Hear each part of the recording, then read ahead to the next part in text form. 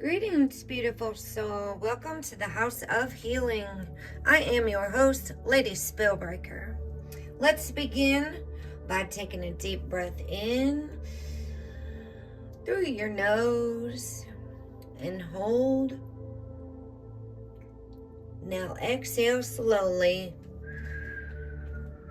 to activate our parasympathetic nervous system.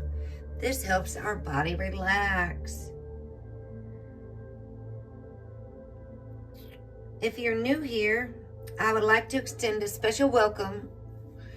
Thank you for joining our soul tribe. Shout out and gratitude to all returning subscribers, moderators, and channel members who have been so generous by sharing your time, support, beautiful comments, and blessings over the years.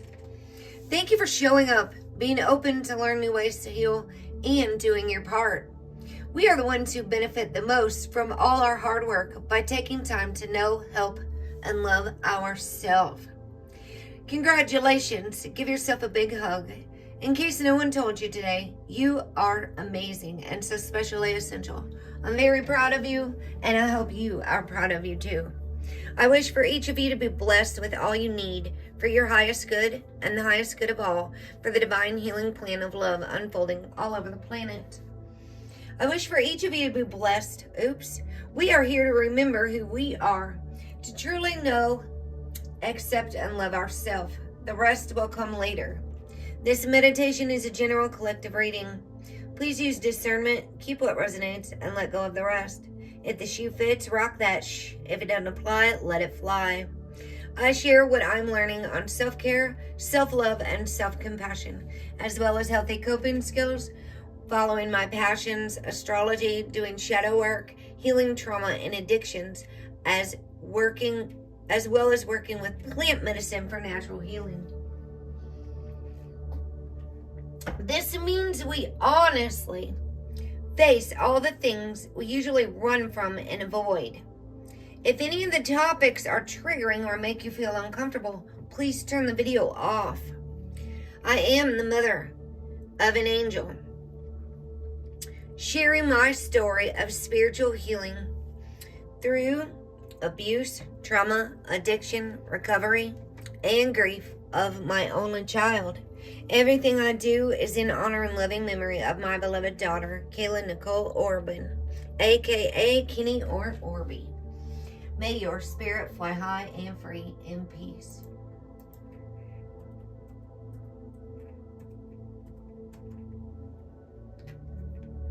Disclaimer, I'm not a therapist or a doctor. These teachings are no replacement for therapy. I do not do personal readings at this moment. I am not your average tarot card reader.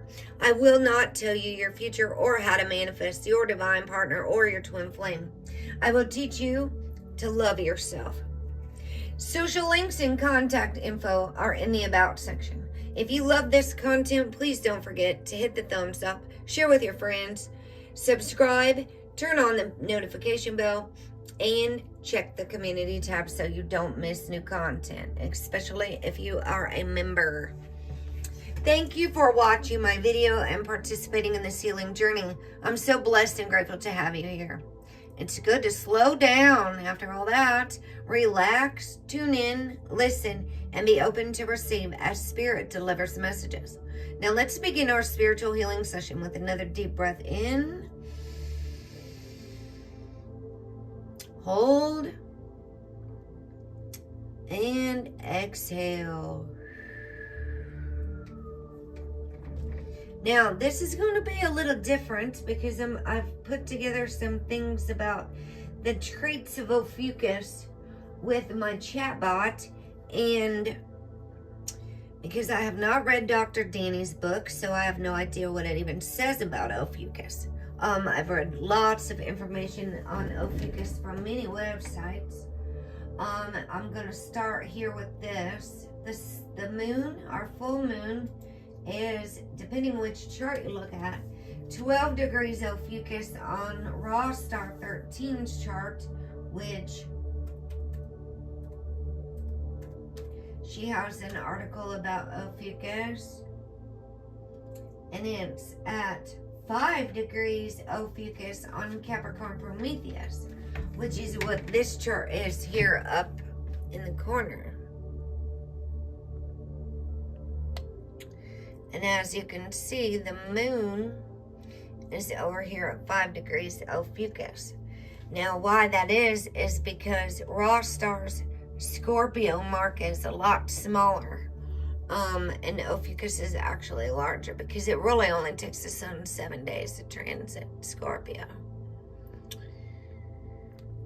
So we actually have a lot. Let me zoom out on this a little bit. A lot of big shifts taking place right now. And these are what my new charts are going to look like, actually. If I've ever done your birth chart for you, I hope you saved it. Because I'm going to actually start, once I get certified in things, things are going to start taking changes for me into what I put into doing charts and things like that. I'm about to advance in my career, my career path as a midheaven Scorpio. So let's see. We've got some changes going on right about now, and I wrote them down so I wouldn't forget. I feel like a scatterbrain right now, and that I need to be grounded, and outside is where I want to be. I'm like fried out on electronics at the moment. I need a break after this. So we've got Mercury that's moved into Gemini. The sun is in Taurus, but is getting ready to move into Gemini on the 20th, and we'll do that when we do our dark moon reading or the new moon reading. We'll talk about Gemini when the sun is moving into Gemini. Mercury's in Gemini now. Jupiter's about to move into Gemini. Venus is in Aries now. So Venus has gotten out of Pisces and picked up her momentum. Also Mars is in Leo. So there, if you're feeling more energy, definitely from that. There has been a big shift in the north and south lunar nodes. Now, that's going to be up here at the top, the one that looks like a horseshoe, that is in like almost in Aquarius. They're about to shift. The north node's going to move into Aquarius. And the south node is moved into Leo right now. And they are going the opposite direction than all the planets on the wheel. Always going the opposites. And they're just points in the sky. The north and south lunar node are moving into Aquarius and Leo. So Saturn is in Aquarius. No, Saturn's in Pisces with Neptune. And they are actually conjunct right now. Saturn and Neptune are. And then Uranus is still in Taurus. What else is going on? Pluto's in Capricorn. But those are where our big shifts. Venus into Aries. So I've moved things around here because Mars and the North Node are in, no, the South Node, actually. moving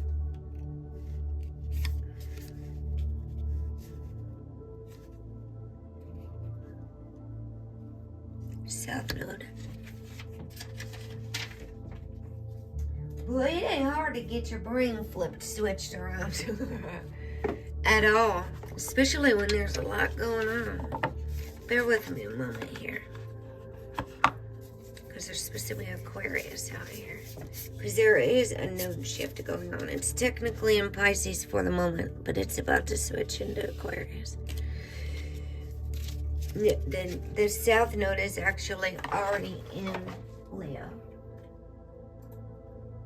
And I'm preparing because right now I am feeling super, super intense energy. And Mars is transiting my North Node and my Mars and my Moon and my Jupiter all at once, like right now for this full moon, all through the full moon. My Leo stellium Mars is like in Leo right on top of all the stuff I got going on in Leo right now.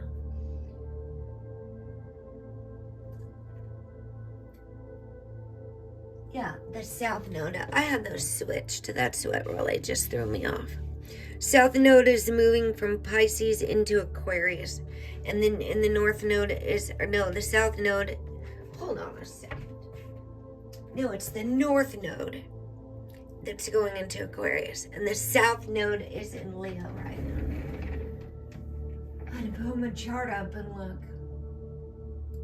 Yeah, so I'm about to have a half nodal return, and I kind of can't wait for this artist wave to be done, because I've got some other books I need to read, and I really, really want to learn more about the nodal returns, because these are destiny and karma, releasing the past and embracing the future, like where you're coming from and where we often want to run back to, because that's what we know, and to where we're going to. And Maria told me that my Leo stellium in the 7th house, right by my descendant, is telling me I'm supposed to get out there and shine. So I'm like, all right, I'll just roll with it. Let's get, we do also have something that's come up. And if you haven't tuned in to the shadow work reading I did last month for the dark moon, I'm going to give you that link real quick, because I talked about Chiron and Eris, or the cards there, and Chiron is going to go retrograde. I was talking to Maria about this last week, because for the collective, this is a really big deal, and people are being forced to face things and do things that they once ran from. There's no longer an option to run. You can run and hide and bury it and whatever you want to do to escape it, but things are coming up for people, and it's time. It's time in many, many ways. And so the best thing I can say is really just to face it. Keep yourself grounded through it all. Where is this? Listen for truth. That's where I talked about it.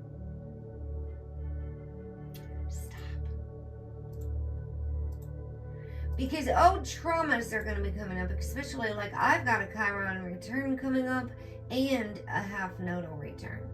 So I'm really paying attention. I don't have time for distractions at this moment. I'm like in my zone.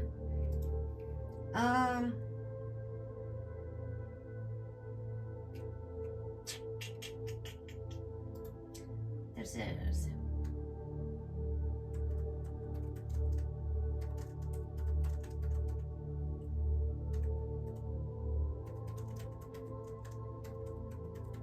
Now this is where I talked about Chiron and Eris in the dark moon reading. And they're conjunct in the sky. Chiron's kind of passed by a little bit because Eris is a super slow mover. But Chiron's getting ready to go retrograde in for half the year. For the rest of the year, Chiron will be retrograde. So Chiron's going to go back by Eris.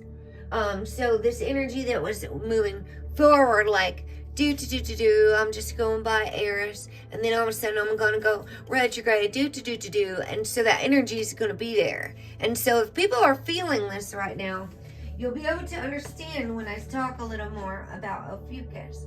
Ophiuchus is what Dr. Danny calls Scorphiuchus.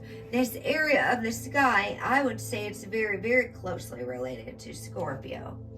But I've got like raw stars Ophiuchus video. Let's see what else. We've got another article about Ophiuchus. If you would like to buy Dr. Danny's book, it's called Ophiuchus, the 13th Son They Don't Want You to Know About, I think is what it's called. She wrote the book about it, which is just brand new, out on Amazon and other places. And it goes back to ancient Egypt. Oh, you just typed in June and it gave you June's, hello Eve. June's, I said, why did that pop up June's link, Nightbot? And I saw that Eve said June. So, I see Pentecost. It's also PTSD Awareness Month. All right, let me see here.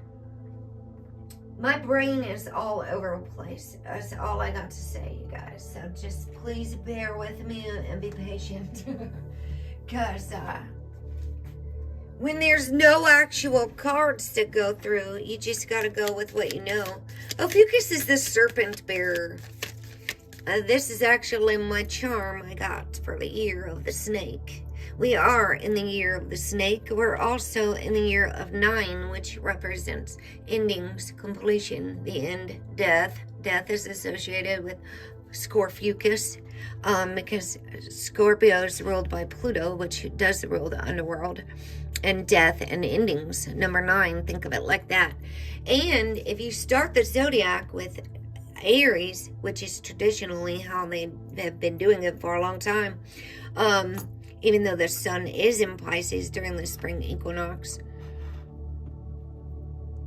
Ophiuchus is number 9. And then if you start with Pisces, it's number 10. So it just really depends what chart you're looking at and whose astrological teachings you're following. I've got a pretty open perspective. I can see things. I'm definitely not tropical. I definitely don't believe the sun is in Gemini right now. I definitely do not believe that the sun is in Gemini right now at all. So that's just, I've looked at so many apps. I use astrology charts and things. Until I get a telescope, but I do know someone with a really amazing Nikon camera that we're going to try to get some photos of the moon. We need a tripod is what we need. Close up pictures of the sun, even floating ball in the sky that's not nearly as far away as they claim that it is. Like Eve, just think about this real quick. If you're standing on the earth and you're looking up at the sky and all the stars and the sun and everything's moving around you, and it's moving around you your whole life. I have a problem now with the sun being at the center because I don't feel like I'm going 67,000 miles an hour. I went and looked it up again the other day. How fast is the earth moving? And it says 67,000 miles an hour. Now, my hair don't even move, but on a windy day it will. And if I was doing 67,000 miles per hour, I'm pretty sure I would feel it. I'm a pretty sensitive being, and I'm real tuned in to the movings and things. I feel things when they move. So I'm a girl who does like to question a lot of things. I have a balanced relationship with time. I use time well. What do you think about that affirmation? How do you spend your time? I like to think of things in terms of energy because time doesn't actually exist. So, time doesn't exist. How much energy are we putting into things? Like me, I am burnt out on electronics. I can only spend a little bit of time trying to figure out this astrology software, and I'm ready to get up and go outside and connect with the earth and have natural energy. Plus, I'm like I wanted to go for a bike ride today. I need to get out of my house more. I do. I do. I've just really kind of backed away from things. I haven't even read The Artist's Way this week. I am burnt out. My brain is burnt out.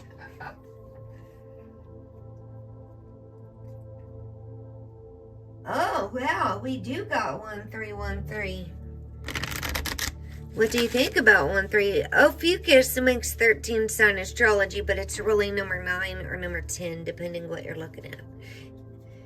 It makes a 13th zodiac sign, but it's really between Sagittarius and Scorpio. And see, it really depends who you follow, because Dr. Danny starts her wheel and goes backwards. Scorpio, Libra, Virgo, Leo, Cancer, Gemini. We're going through it backwards. So that was a real, you just got to keep an open perspective, because everybody's doing it differently. Everybody's doing everything their way.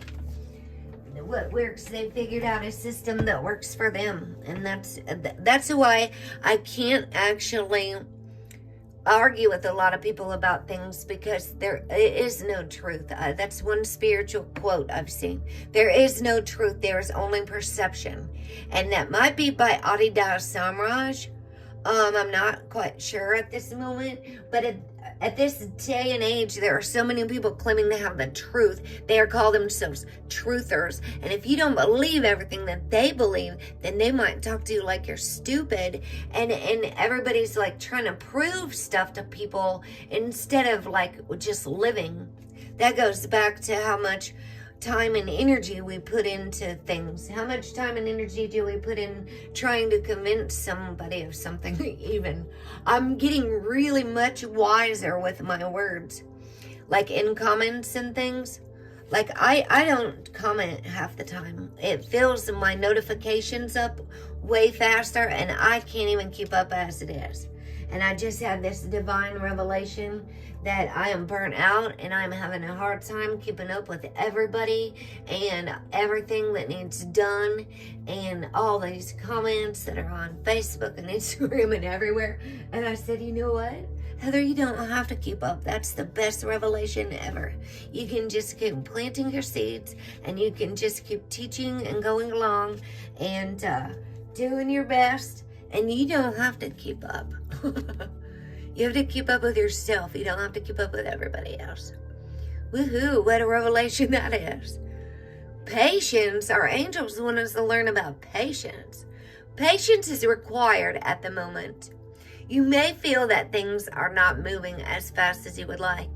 Yet there's a lot going on energetically. The current situation causing concern is evolving positively. Let go and have patience.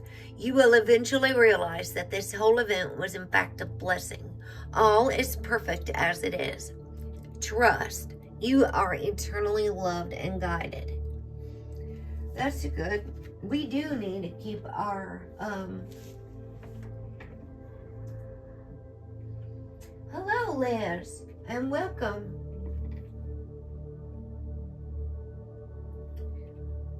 Oh yeah, I have heard of Joni. I've got one Vedic astrologer. She's in Shriya astrology. And there's one Kash, is KR something channel.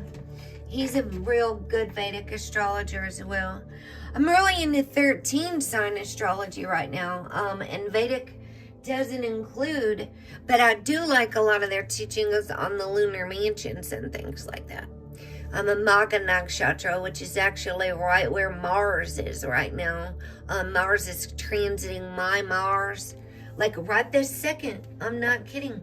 Through this full moon, I'm just like, I'm feeling volatile in my world, actually. I'm kind of trying to keep to myself because I'm having frustrations with electronics and stuff.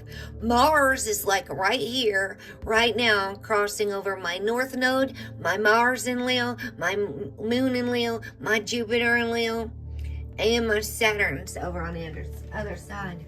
Saturn's bringing discipline to that Mars that's bringing expansion with Jupiter and my North Node and my Moon. That's what Michael told me at my astrology meeting the other day. that it's a good thing I have Saturn in there. Saturn's good to have in there when you got Mars and Jupiter together in Leo. All right, so healing. Listen to your heart. Love is the greatest healer. It has the capacity to balance and heal your emotions, thoughts, and perceptions, which in turn will heal you physically. Your angels are here with you and will help you dissolve your fears. Trust in the power of love to guide you, and your life will magically transform. This card is confirmation that healing is occurring right now. Patience, healing is occurring. Yeah, I know. I go there, Eve. I've been going to social media to share my stuff. And I do need to speak up in certain areas because I'm actually like on a sharing, teaching mission. It's like, I don't know. And so what I just did, like when I did that Venus picture, I joined all these Galactic Federation of Lights Lightworkers groups, and I made this Ophiuchus full moon breaking news hashtag. This upcoming 611 Ophiuchus full moon is in Ophiuchus. And so I shared it to all these groups real quick to try to get the message out faster. I told Jesus I felt that it's safer to get his messages out from home behind my camera where it's safe instead of being on the streets like a street preacher. These days it's more dangerous out there for women. And the world's continuously gotten worse. All right, so we'll say a prayer. Dear guardian angel, help us dissolve past guilt or regret. Help us see that all is always in perfect and divine order.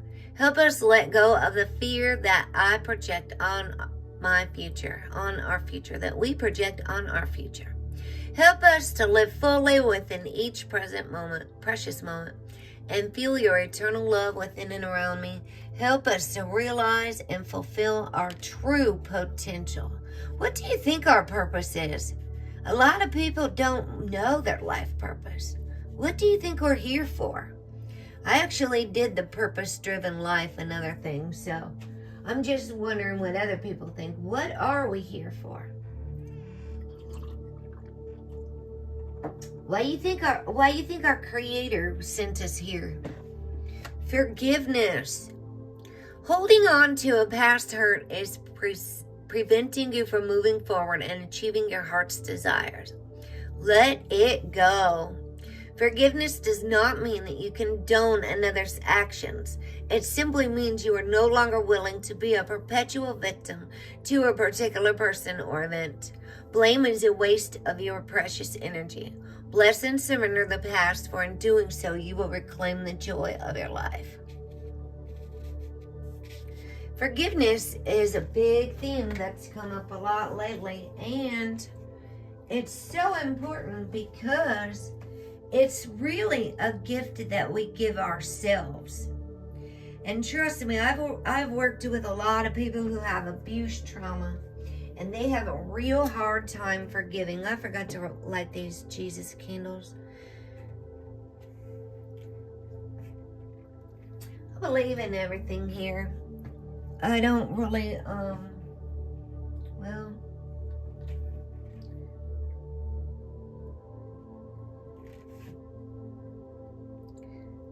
I'm in like all spirituality. I don't go by any particular religion. Never mind, I can't. This incense isn't working. I'm having a hard time. Everything I try to do, even if I tap a button on my phone, I have to tap it 5 times. Everything is a glitch. It's having to, like, I can't just press one time to do something. It's like there's a glitch and then it's real slow, and I just would rather shut things off and walk away these days. Plus I'm switching phones. I've had 2 phone lines for a while, and I'm shutting one of them off soon, so I've got to back up stuff. I'm just really taking care of a lot of things in my world. Getting ready for whatever might come, because things have been moving along and happening so quickly, manifesting at the speed of light. It's mind-blowing. It's mind-blowing. Breakthrough. You gotta break on through to the other side. How many beautiful heartfelt wishes have been crushed by fear? Oh, let's count how many during this COVID expedition for the past several years, where people are still wearing masks. How many times has society's voice of disapproval cast a shadow on your dreams? It's time to break free of these false beliefs and realize your dreams. Allow your heart to guide you. Trust your inner guidance. The time is right. Absolutely. Follow your heart with that. You know, they've said in some of the groups I've been in for healing trauma, especially abuse trauma, about the power of forgiveness. And one of the spiritual teachers said that holding on to anger is like holding on to a hot coal. So when we think about how much energy it takes to hold on to anger at a person and hold on to the thoughts of seeking vengeance and things like that, it's only going to hurt you. Yeah, you don't have to keep yourself around them at all, Eve. Oh, wow, on 33 Mars years old. You know what, Eve? I just read it, 33 Mars years old, and we got 3 concurrent viewers and 3 likes, 3. That's the magic number 6. Master number 33. Okay, and you know what I'm going to talk about today, though? I'm going to talk about the second house, because I forgot to do that with Taurus, and it's something that I was going to start doing this round, because I did the first house with Aries, and so I've got the second house out here too. But let's get these first cards out here. We'll talk about the full moon, and then I got to get this Ophiuchus card, because it's the only Ophiuchus card I have. But it also relates to the 5 of Cups, which is about sorrow. I was just looking up the 5 of Cups. The only tarot card in the deck is somewhere. I got it out. Ophiuchus, 5 of Cups. I don't know where it went. I just had it out here. Well, I'll be darned. Well, I guess if it's meant to show up, it'll show up. Because I only have one tarot deck. Well, I have more than one, but the Tarot of Dreams is the one I use. Oh, here it is. See, and I put the Ophiuchus on there, even though it says Scorpio. It's the same section of the sky. They actually go sideways compared to the other constellations. Like Ophiuchus's foot is on Scorpio. And the sun transits, the moon transits, all the planets transit through Ophiuchus. So she's going through that. Sorrow, regret.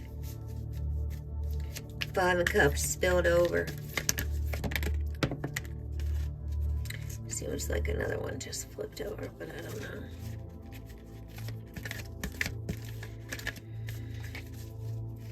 Boy, it's a lot of work to go through all your photos on your phone. That is so time consuming. To go through and finally delete billions of photos and billions of videos and get all that and stop paying to store stuff in the clouds to store 10,000 freaking images. 10,000 like of the same photos, because I have so many that they're lost and I can't find them. And then I gotta pay Apple and these other services to store my stuff. Goodness gracious. I just lit that Picasso Jasper Calendula Scentsy, and it just smells so good. I can smell it.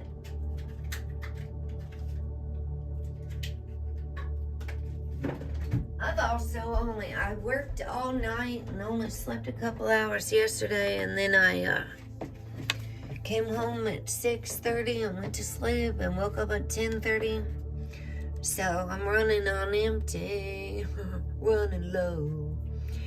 Be impeccable with your word. It's agreement number 1. Release the need to be right. And there is a lot of that going on in the world today. When you believe something, you assume you are right, and you may even destroy relationships in order to defend your position. Let go of the need to defend your position.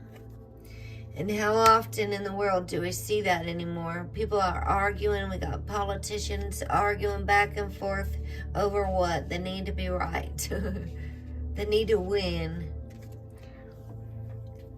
Don't take anything personally. Agreement number 2.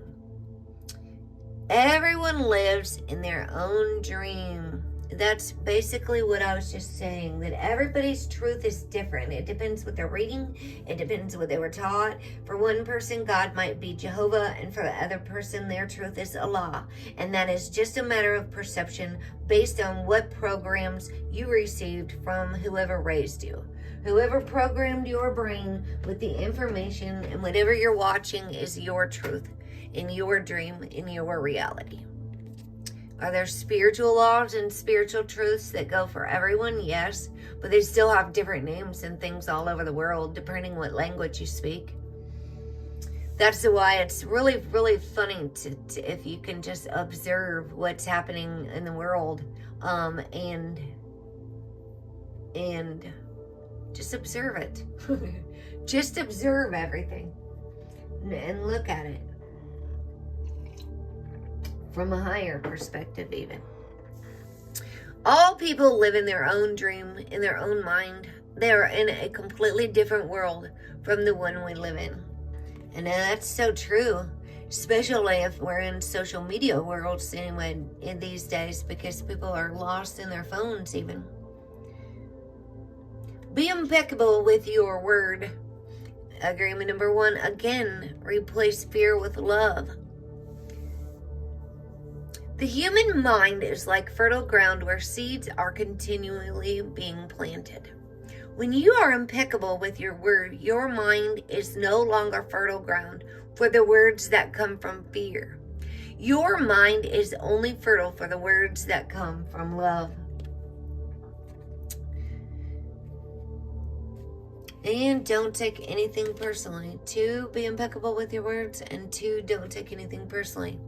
Refuse to eat emotional poison. And this is one of the hardest agreements for me, actually, is don't take anything personally. Because our ego likes to get wounded very easily. And if we are wounded, then we will react more and we will take things very personally. And we may eat that poison and stew on it for years if we don't know. If someone is projecting onto you. Taking things personally means makes you prey for predators.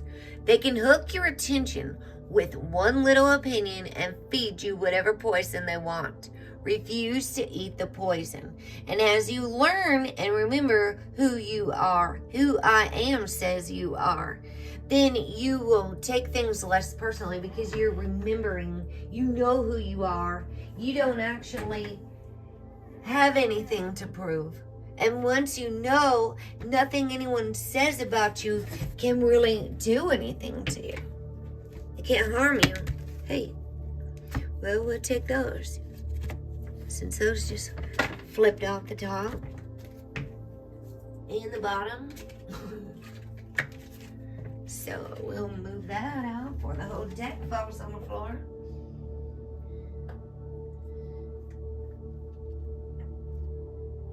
All right, let's see here. Water. Courage. I have the courage to be imperfect and to face my fears. I have the courage to be me. Yes, yes, you do. Earth. Releasing. This is really good for the full moon even. Releasing.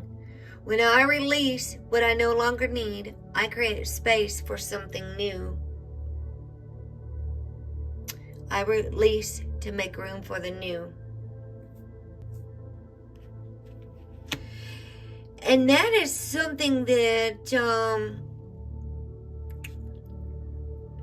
Maria and Julia were talking about in the holistic conversations last night, was what do we need to let go of, even materially, that we might be holding on to make room for new things.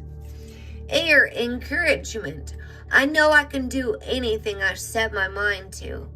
I believe in me is the affirmation for that card. These are too many, is what's happening. I'm running out of room. Fire, radiance. As I feel with universal energy, I feel beautiful inside and out. And your solar plexus chakra at your core is your sun. That is your confidence. That is fire. To feel beautiful, confidently beautiful, not cocky, not arrogant. Confident is not cocky. I always say, think of it like wearing a crown. If you've got your crown on your head and you get your nose stuck too up in the air, your crown will end up falling off backwards. So you got to remember humility with confidence. Confidence is not cocky.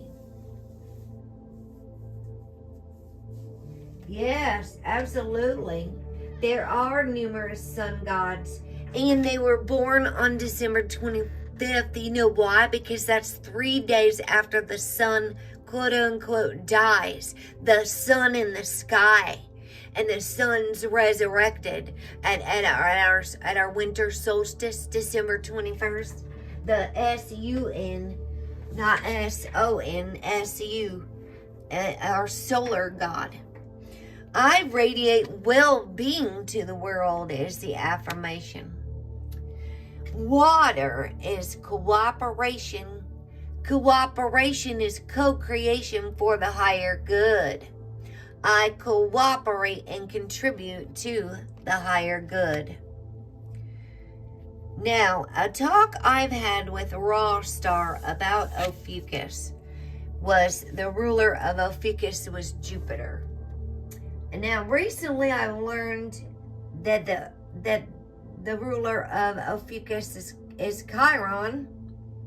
And so my mind is open to new perceptions. I've just been working with Raw Star for the past few years. And so my perception is now, I guess, expanding. And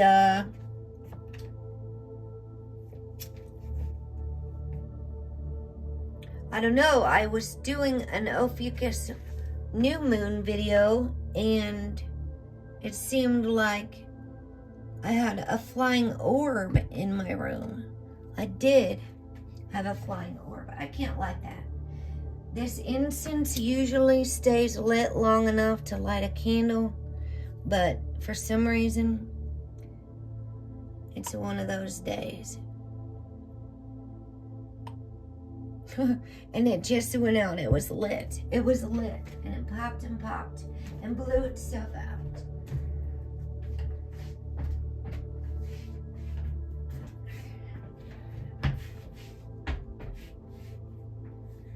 Boy, oh boy, I'm telling you, I just need to stop. Leave well enough alone. I didn't light the candle, and it's okay. Hello, Lori. I'm having one of those days. It's just one of them days that a girl goes through when I'm angry inside. I don't want to take it out on you. It's just one of them days. Don't take it personal.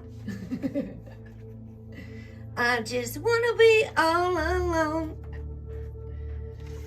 That's what it is. I'm going through a moment. I don't even know what's going on anymore.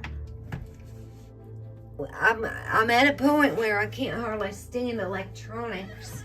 Sometimes it's just too much. My brain feels like it's gonna explode. Hold on a second. I'm about to get, we're gonna talk about the second house, but I need my computer real quick. I'm gonna read off this.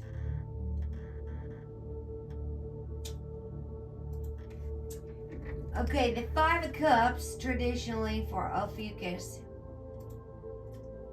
Key meanings are sadness, loss, grief, despair, abandonment, guilt, remorse, regret, trauma, bereavement, mourning, heartbreak, unwelcome change, emotional instability, focusing on loss, focusing on negative emotions, isolation, loneliness, emotional baggage, divorce, separation, anger, and disappointment. So this is the Five of Cups here.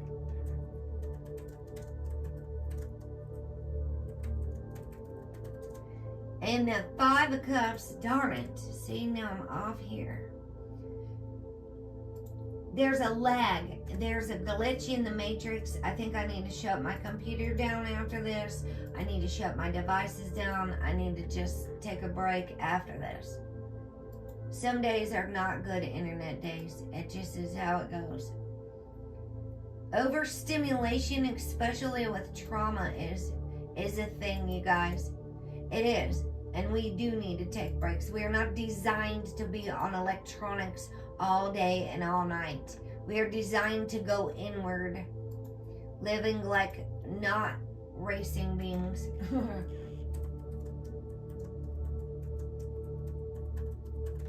Now this is a Five of Cups with Ophiuchus.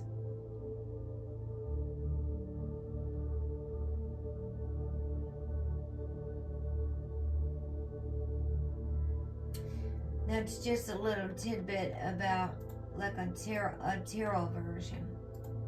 Tarot.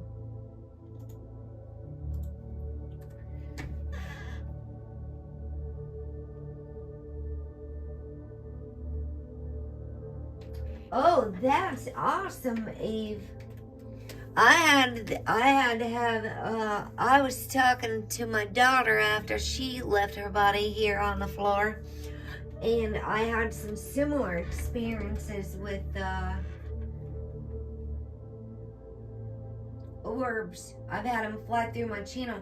And one flew through my video when I was talking about Ophiuchus, when I said closely related to Chiron. And it was actually Sharon, my subscriber and member, Sharon Leach in Scotland, that saw it. Okay. Now, let me tell you here. The mystical Ophiuchus. This is my chat bot here. My chat bot friend.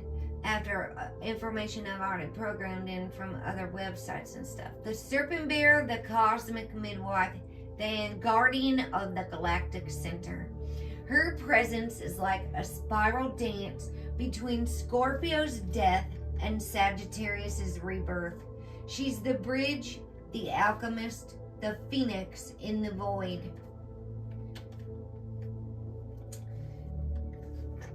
Now hold on a second. I have to unplug real quick. I don't usually unplug my laptop very often. Alright, I'll hold up this Ophiuchus. I usually stream from my other phone, if you'd like to know the truth, but I'm about to shut that thing down, so I've removed all of my stuff. So I'm going through all kinds of changes. For God's sake, if I cannot handle this stuff. I don't know what to do. My mouse isn't working because I had to unplug everything. Take a deep breath, Heather.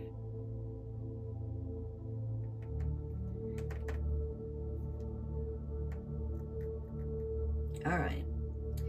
Zodiac number 13, Ophiuchus, the keeper of hidden knowledge. Depending who you ask, they might use different words. Like I said with Eric Sillickson here, he talks about the divine feminine.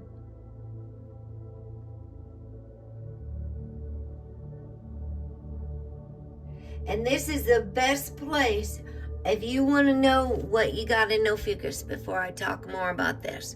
You have to go way down. Women Who Control the World, The Power of Women by Eric Seligson. He has crossed over. This is Kim's website, and she's carrying on his work, actually. They were partners together. So we're working together through all of this. And if you want to know, like, Jupiter in Ophiuchus is the gypsy. So your different placements, it's all the way at the bottom. It's way down at the bottom. My Neptune is in Ophiuchus, and it says the soul singer. So in a raw demographic way, this transit embodies Generation X.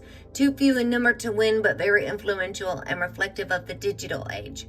They are the teachers and the visible tip of a giant demographic, numerically of a new baby boom with a 70 million tsunami of kids who will overwhelm the old institutions in the 2020s. Here we are, my friends. Neptune has eroded and washed away old ideas, politics, dictators, and has undermined fractious sectarian governments with a worldwide youth movement. The aim of this movement is to save the earth. This wave of higher consciousness, peace, and justice has swept the world like a whirlwind, blowing away the staunchest traditions and prejudices. Neptune represents the future, the dream, and a message of social values, environmental responsibility, and sharing. Ophiuchus have the ability to passionately pursue spiritual values. They will even die for them. You face a battle between the satiation of desire, stupefaction, and the desire for a spiritual way of life, the aesthetic. This Neptune may play a transformative role in the world through nonviolence and appeal to the masses in an inspirational way. Neptune in Ophiuchus brings a new dimension into the collective conscious, the dark powers, the inert matter, the unseen but deeply felt. This is expressed as music, the song of self. You personally may be subject to dream, night fears, and requirement for escapism, be it in a few stolen hours of solitude or rigorous self-control to deny or cope with the torrent of negative and misleading information around you. So that's through each of the planets. There is, this is one I've been going by for years, actually, all the planets. So if your ascendant is in Ophiuchus, you're the spellbinder.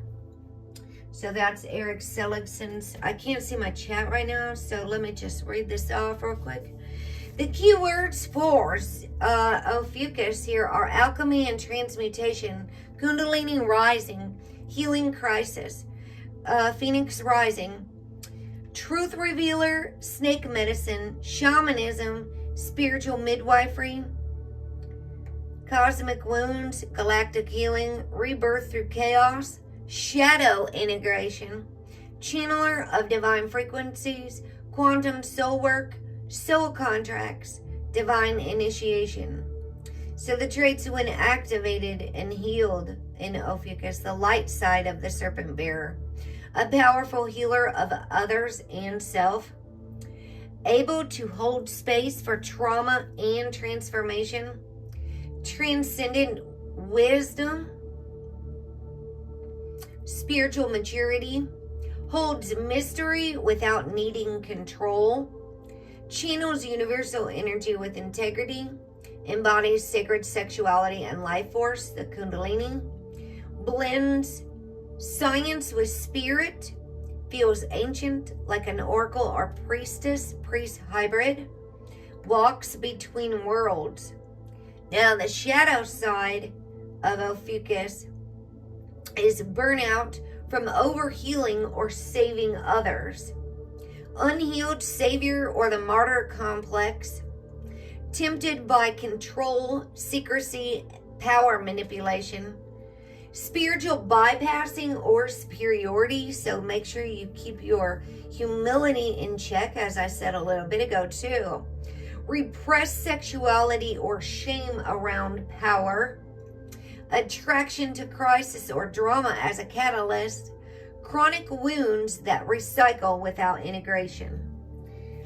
The ruler of Ophiuchus is Chiron.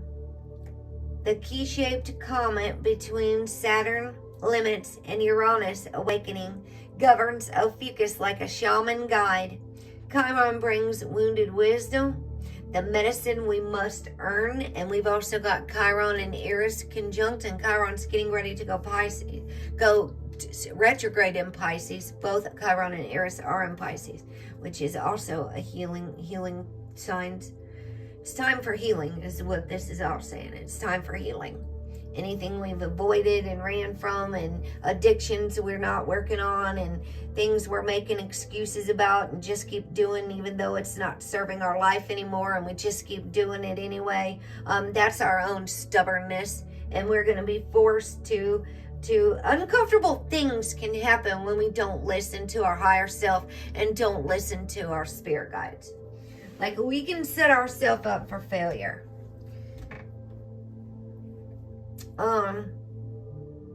Medicine we must earn, healing through teaching others, astrology, plant medicine, holistic therapies, lifelong initiation into self-healing. All right, so let me see here. Ophiuchus at the galactic center is a high frequency portal of divine truth and soul memory.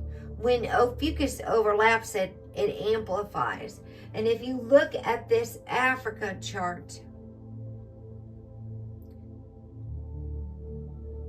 spelled Afrika, and you read about why the ancient pharaohs, like, astrology was once so important that they said, do not, yes, we're going to also have Lilith, but I'm going to, not Lilith, Letha and the summer solstice. Yeah, we're at that halfway point, but I'm going to do that on the next reading, which is going to be like maybe the day of the solstice.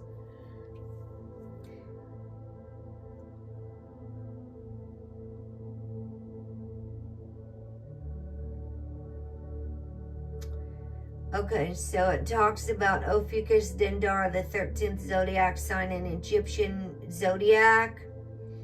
And it's also the Nile. If you read that about Dendara, the dawn of astronomy in the Kemetic culture. Like, I was learning Kemetic yoga at the trauma center that I was at. So these are signs that tell me I'm on the right path. If I'm doing Kemetic yoga and actually traveling at the Lake of Egypt in my state, now an Egyptian Hills Road and things like that, it's like a divine synchronicity. The universe is telling me I'm on the right path. And guess what? I keep seeing out on the roads by Egyptian Hills Road in the Lake of Egypt, dead snakes on the road in the country, dead snakes everywhere. Ophiuchus, hold on. When Ophiuchus overlaps the galactic center, that's this high frequency portal of divine truth and soul memory, it amplifies starseed memories and cosmic downloads, rapid awakenings through crisis, DNA upgrades, intuitive gifts, and psychic repair, a life purpose involving healing ancestral trauma, intense dreams, messages from spirit, and multi-dimensional awareness, feeling called without knowing why, quantum healer energy, no method needed, just presence. And my Neptune in Ophiuchus is my midheaven. My Neptune in Ophiuchus is actually conjunct with the galactic center, and that's actually where this moon is. Like, right, this moon is going to be right over my Neptune in Ophiuchus. Right there by it, right at the galactic center.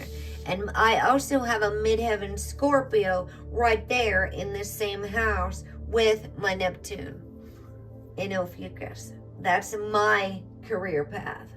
That's why I'm actually specializing in the things that are absolutely perfect for a Neptune in Ophiuchus and a Scorpio midheaven.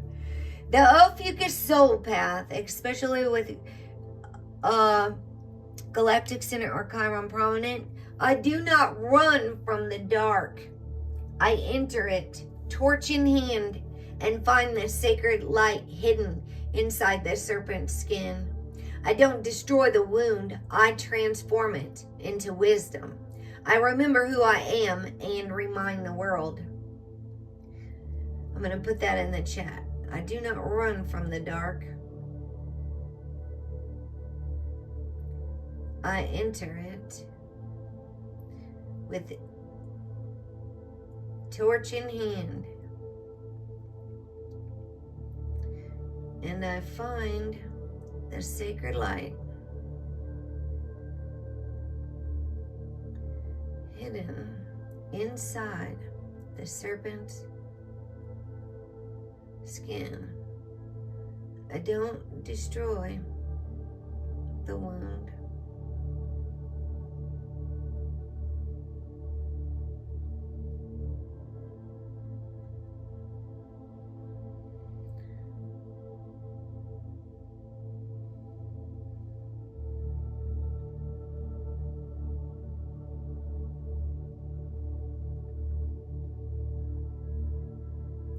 That's even when I do my little intro and I say, I'm not going to do this and this and this. I'm not your average tarot card reader. I'm going to teach you how to love yourself.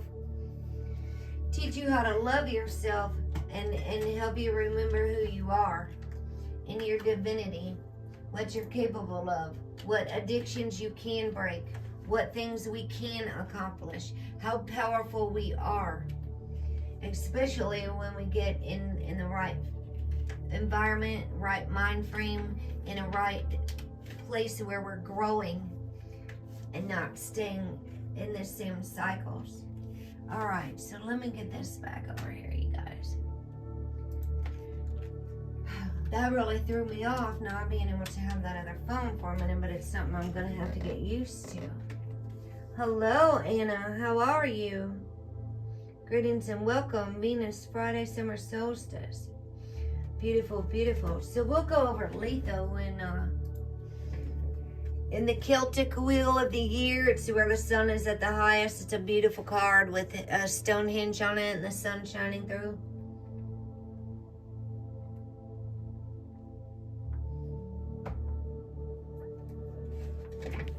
All right. That's all we got for Ophiuchus, because there's not an Ophiuchus card for my deck. Let's talk about the full moon real quick. What is the full moon? Everybody knows the full moon. It's a very powerful time, but it's also a time of releasing.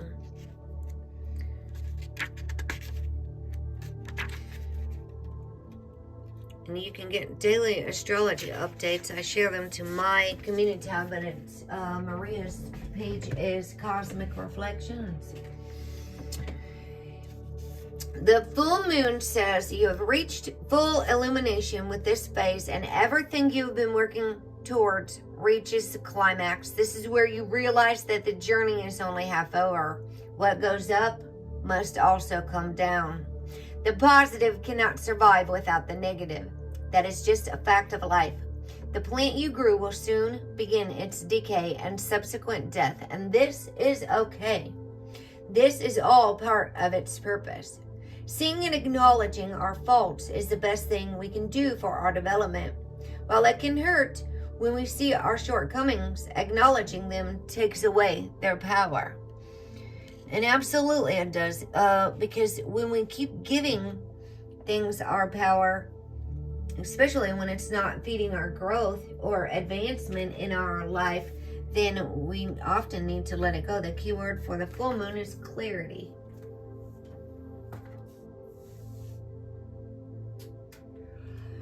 All right. Well, I just, did I give you this because you are Ophiuchus rising?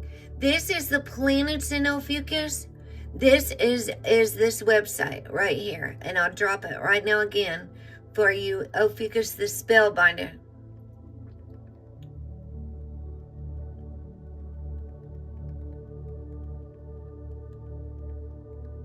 Now, see, there aren't very many Ophiuchus. Hello, Amy DeLong. If you scroll down in there, Anna, and it's way down because the Ophiuchus goes all the way through the signs, each constellation, Ophiuchus and Capricorn are Sagittarius dates. It'll tell you all your dates. Go past all those.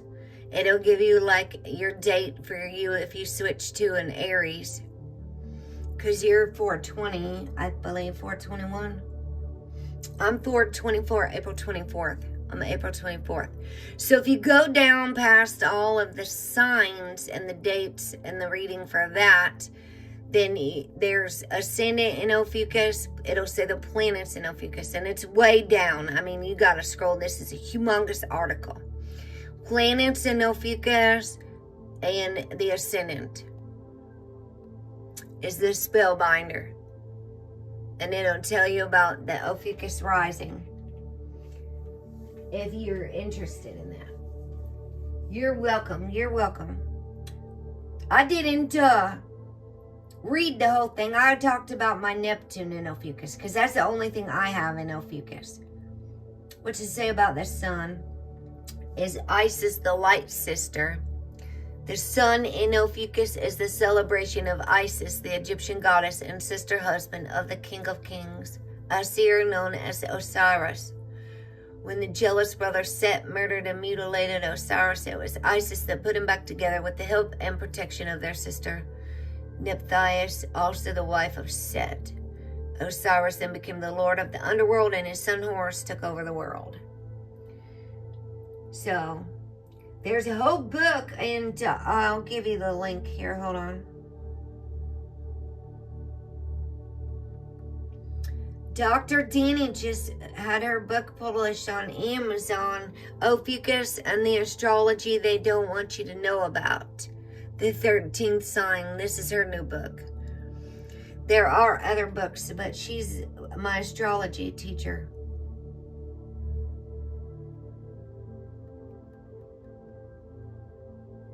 Goodness sakes, that's hot. Dr. Danny's new Ophiuchus book. Okay, so there's the Amazon link for that. All right, let's talk about these houses, though. Hold on, the full moon. Full moon, full moon. Somebody told me the other day just to open my chat up and let everybody come in, and I said, my goodness, it's already hard to focus enough as it is. Full moon, the full moon.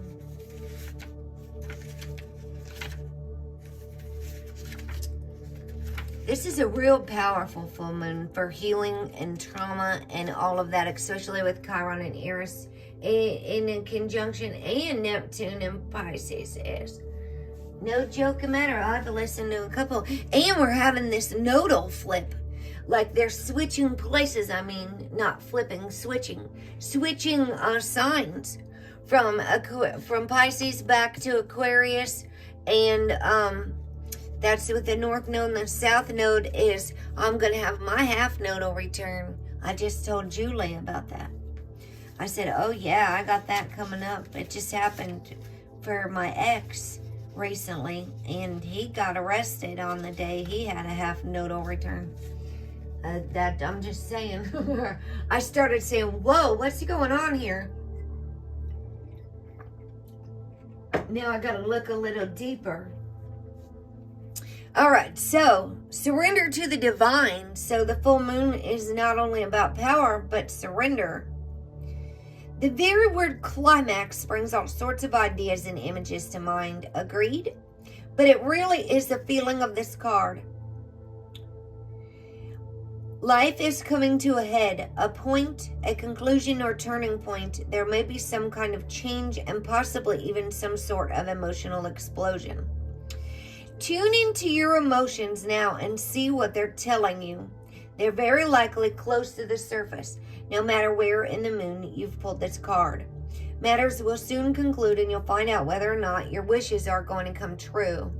The odds are in your favor, as this is a positive card, but you may need to work harder than usual to keep cool as events unfold. And yes, Anna's having a transit, so you are like this moon, it's coming up right now on crossing over your ascendant. So it will like amplify that energy. You would feel it amplified even. Attuned to the moon says, I am getting the answers I need. And often we do not have to search. We don't have to run down all these rabbit holes and watch 3001 videos and know everything under the sun. Oftentimes, our biggest revelations will come to us in the quiet moments of a shower. When you are meditating, you will get this loud thought that comes into your brain if you're paying attention and don't just discredit it right away. Your own intuition is inside of you. You can trust yourself. You can listen to yourself. You can get still and quiet and tune in. And I promise you, the universe will speak with you. The gods, the goddesses, your spirit guides, they will come through. We do not have to run around on a rat race looking for answers all night and all day. That's a news flash for the whole planet. Because that is what's going on.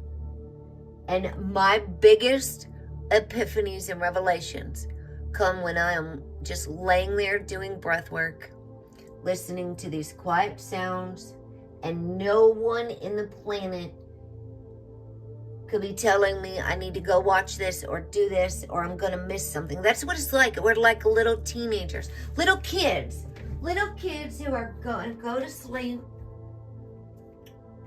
What app is it, honey? My little nephew wouldn't go take a nap earlier. Why? Because he's afraid he's going to miss something.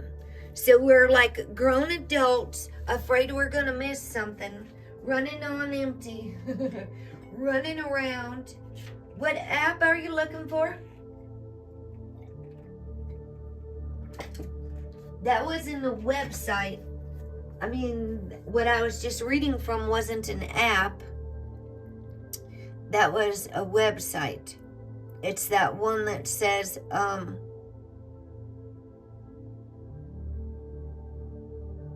that's funny, that put Dr. Danny's book on there twice.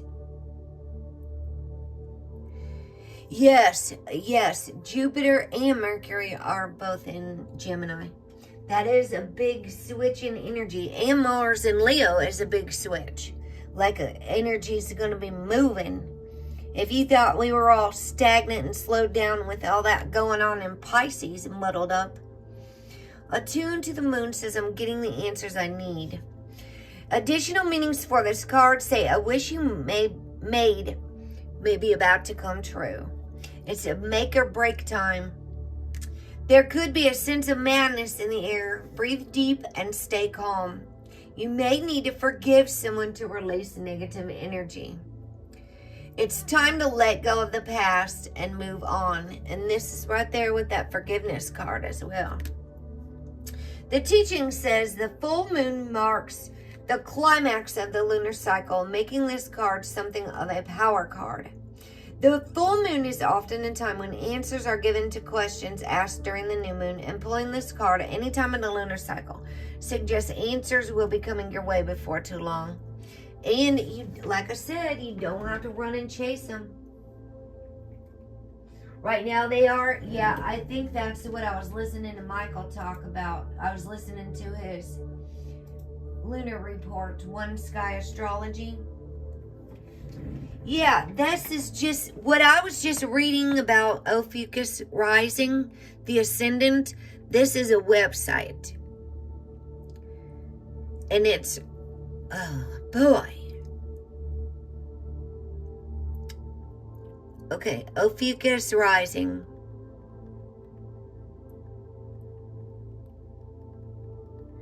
There's that Ophiuchus ascendant information from Raw Star 13's website. Yeah, and I just read off keywords and stuff from my chatbot, a summarization for Ophiuchus. I did include some more links in there if you want to go back and watch it later. All right, let me see here. Let's talk about this house. House number 2. Yeah, there's a lot of stuff shifting, especially Venus moved into Aries too, out of Pisces. Second house, second house. I forgot to read it with Taurus, so I'm going to read it now because I'm going to do the third house when we get to Gemini in a couple weeks. Where are the houses, for the love of Pete? You're welcome, Anna.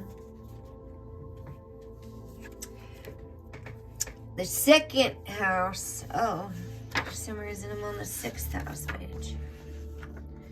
It's for Taurus, which is where the sun still is right now. I'm just going to get it in while we're still there because I forgot to do it on the Taurus reading. The planetary ruler of the second house is Venus. This is the realm of values. The element is earth. The position is succeedent. The house type is work. In astrology, the second house is where issues related to our finances, security, and our personal values live.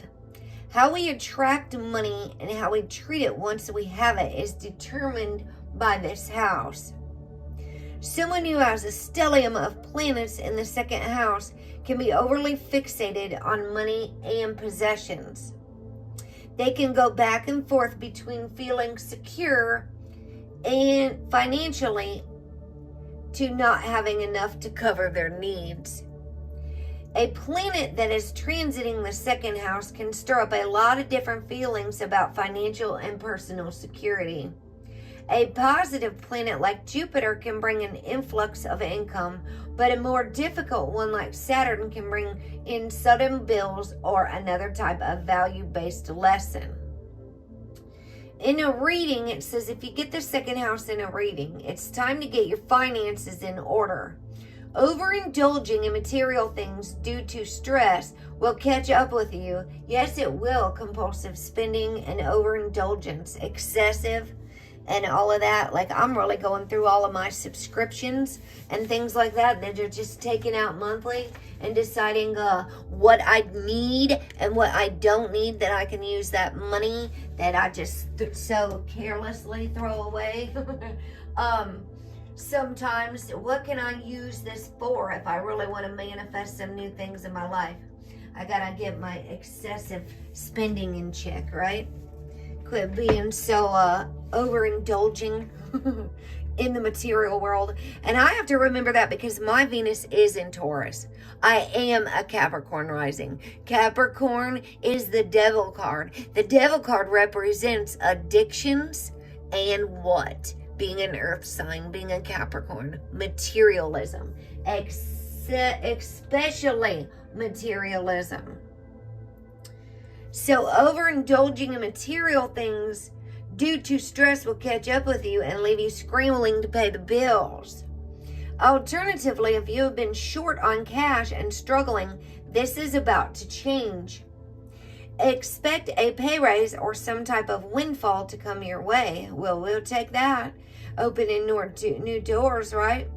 Sometimes the second house means that you're pushing your beliefs onto other people against their will. Nothing in life is one size fits all. Ooh, this confirms what we were talking about truth earlier. And what works for you may not work for someone else. Oh boy, that one song, it's got Alan Watts talking in the background and it's Ramesses B. And Alan Watts is saying, how do you know what's good for other people? How do you even know what's good for you? I mean, like, we all go around saying what other people need to do and what they need to do is da-da-da. And we really don't even know people like that. We think we know, and we think we know what they need, and we think we know what they should and shoulda, woulda, coulda done, and with their life. But it's like, it's so funny with that. Release the need to be right, controlling other people, trying to convince people beyond their, pushing your beliefs onto people against their will. There's a lot of that going on in the world. Keywords for this second house card are finances, security, money, indulgence, and materialism.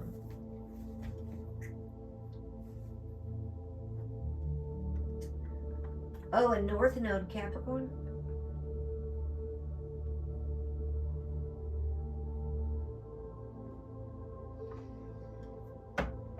I know, Lori, I love my stuff too. I know, I was really listening to the Holistic Happy Hour with Maria and Julia last night while I was at work.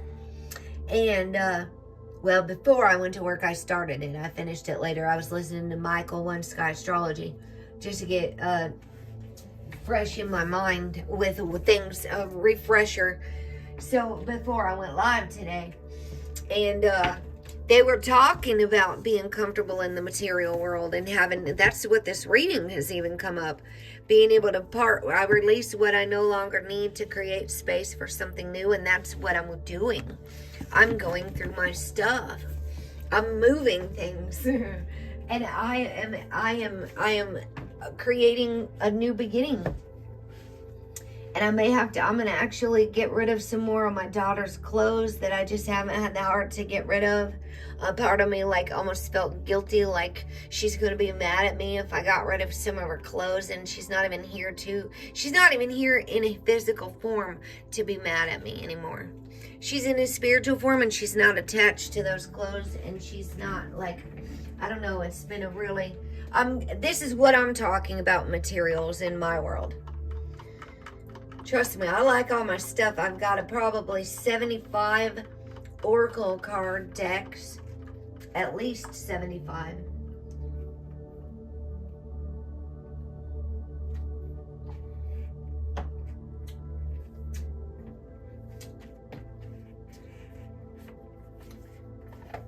But when you're going through your things and maybe hopefully preparing to move, it's a big deal to go through all your stuff. And I'm just overwhelmed thinking about it all.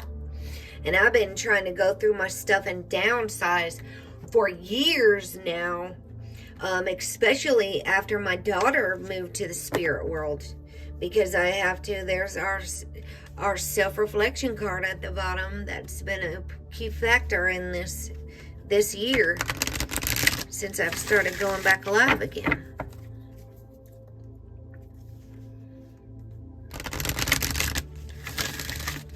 Yeah, we're going to have the solstice in the same day the sun enters Gemini. So we're going to do the Gemini new moon reading that day. Actually, the sun enters Gemini.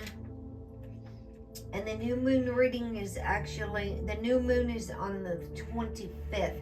But the sun moves into Gemini on the 20th.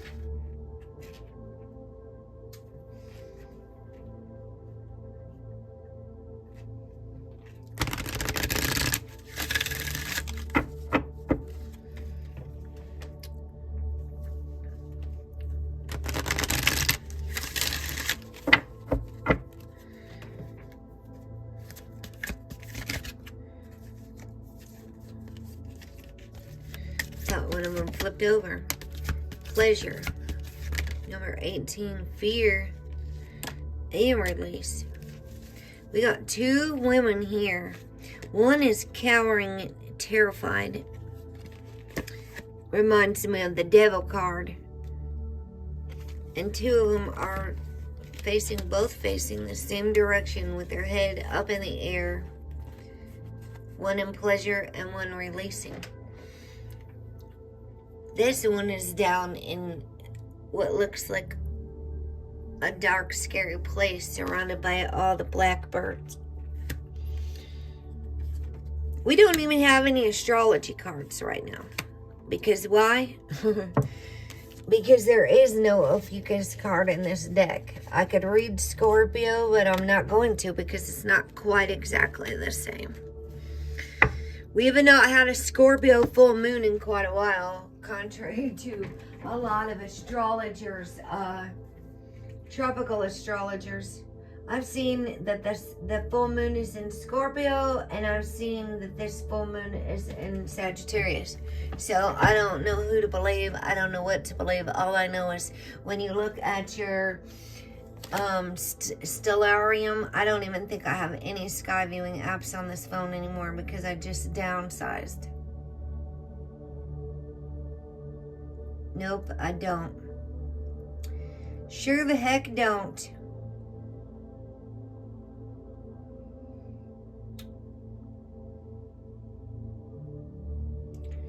Yeah, but it's not, I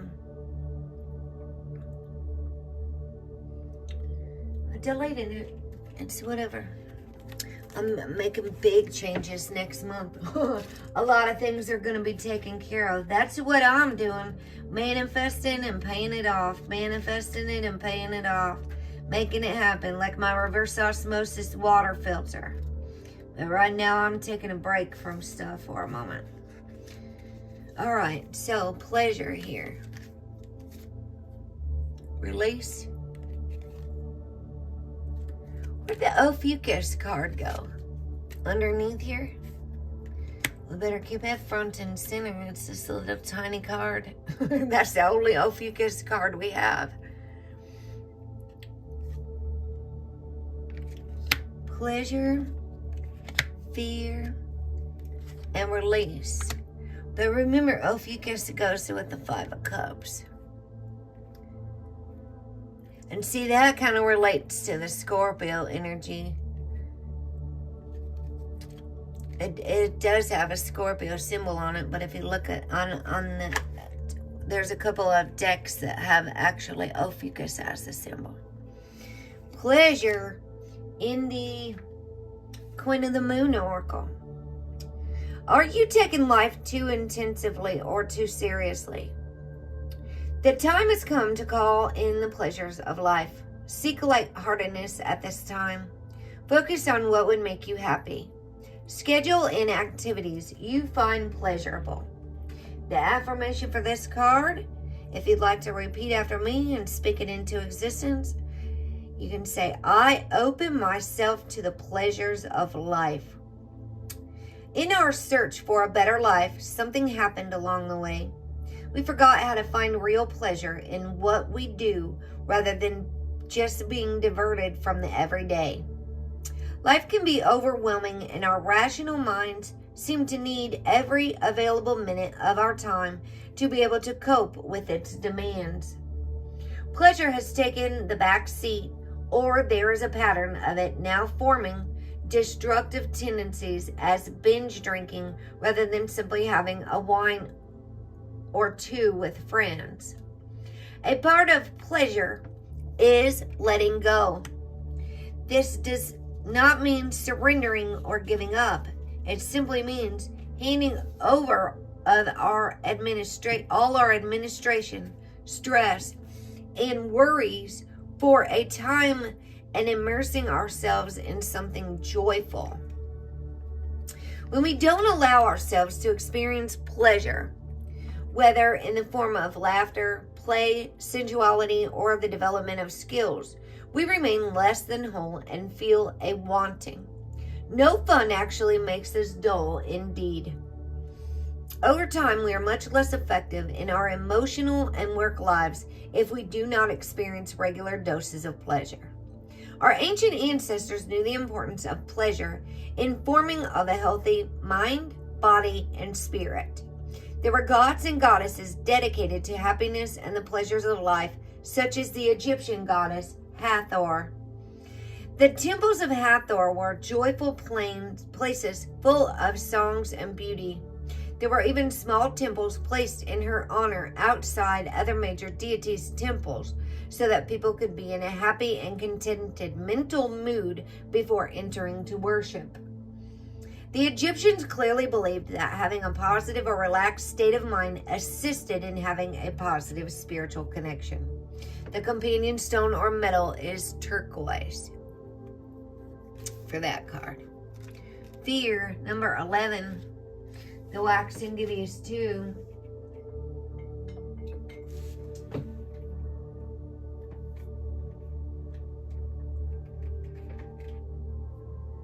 Oh gosh, $111. I would never pay that much for a deck. My gosh, I think the most I've paid for is like this shaman book, which was maybe almost $40. There's another astrology one that looks really good, but I don't know if it has Ophiuchus, and it is over $40. I don't know. I have to keep a lid on my self-control when it comes to buying cards now, because I'm running out of shelf space for all these decks. I'm not gonna lie. I've got this stand that my phone is on. It's actually on a tripod that's hanging off of a lamp that's wrapped around a lamp, and it's set up just right for this card situation. And this whole entire thing over here is full of cards and books. So I'm trying to rein in my excessive overindulgence in cards. Especially if they're just like ones I already have, but just say something a little bit differently. The time for courage is here. Fear is only useful if it teaches you something. You must examine whether your fears are old or new, useful or helpful. Fear blocks flow. The affirmation for this card, if you'd like to repeat after me, is I am courageous. There is one thing that stops people from fulfilling their dreams or even getting things done that they want done. It is fear. Experiencing fear is built in, a chemical part of the way our brain works to protect us. Emotions such as fear cause the production of a whole raft of body chemicals that give us the best chance of coping with situations that need our attention to survive. There is a healthy kind of fear, the kind that warns us to keep out of a dangerous situation or stay clear of someone who instinctively makes us wary. However, it would be a rare person who does not have at least one fear that does not serve them. A fear that is unrealistic.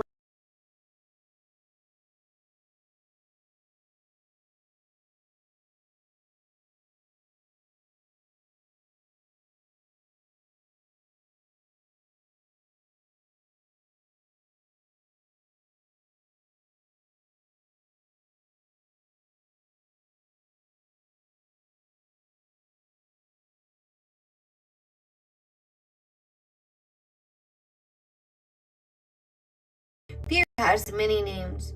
Covert ones are envy, jealousy, codependence, procrastination, bullying, people-pleasing, and disconnection. More overt ones are avoidance, fear of failure, or fear of success. There is, however, a kind of antidote to fear, and it is courage. Fear will put up an initial resistance to courage, but it has no real long-term power against it. While we can be fearful, we can be fearful and courageous at the same time. And I think courage contains a mighty big dose of fear. We can choose to face that fear and flow through it until we fear less and eventually become fearless. The process isn't always graceful. It isn't always impressive, because it may be slow and deliberate steps we take. Taking these steps isn't always easy. That's an understatement.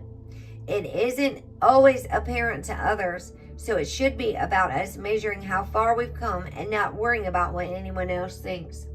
The wisest woman I've ever met told me it's none of my business what anybody else thinks of me. It is none of my business.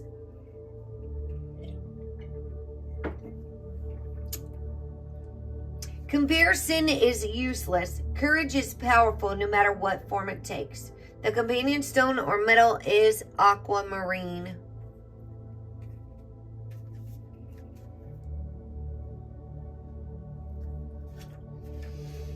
(27) Release.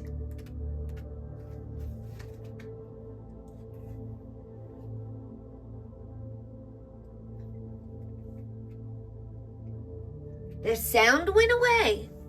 That's weird. We got 4 concurrent viewers and 4 likes. Release the last card here, 27. Let it go. This is perfect for a full moon, even though that is a waning crescent moon on the card.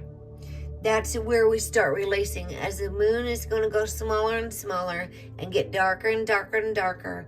From here on out, it's at its brightest phase, and then it's going to go smaller and smaller and smaller. So you're releasing all the way into the dark moon. It's time to release anything that does not serve you. Old negative habits do not engage you anymore, as the payoff is not enough. you are ready to make room for bigger, brighter, more aligned things. The affirmation for this card is, I freely release what I no longer need. There is a payoff if we decide to finally release something we no longer need. The payoff is as individual as you are, but there will be a universal feeling of making space for something new. The secret to effectively releasing what no longer serves you is, in fact, knowing that the payoff will indeed be worth it, which makes it super important to know what that positive payoff may be. For example, giving up a habit such as smoking, which we know is detrimental to your body and that it's cancer causing, among many other nasty things, has its payoffs. What the most important payoff is for you may be different for someone else who is giving up the habit. But it needs to be clear to your mind, body, and spirit. You might give up so your body feels healthier, generally, or so your children and those around you aren't exposed to the smoke and chemicals. That you live longer, or that all that money you're wasting on cigarettes could be used for something that's more in line with what you really want, such as travel or a home, all of which are real payoffs for which is worth releasing the habit. Yeah, I can't imagine how much money I've saved by quitting smoking. Probably a lot, because when my daughter decided to abruptly leave her body here on the floor and her spirit flew away somewhere, I was smoking like almost 3 packs of cigarettes a day, but I didn't start drinking. So I was in a cloud of smoke, that's for sure. Smoking like it was going out of style. And now I've got 3 years no cigarettes. Woo woo. These cards spoke loud to me, especially when I was still smoking cigarettes. I was like, oh man, she always has to mention those cigarettes, don't she? Here's my sign. In magic in particular, in spellcraft, the art of release after raising power is vital to its effectiveness. Should we raise power without sending it out to the universe or deities in a focused way, it remains stagnant or stuck. This can cause us to feel overwhelmed. The companion stone or metal for this card is smoky quartz. Smoky quartz.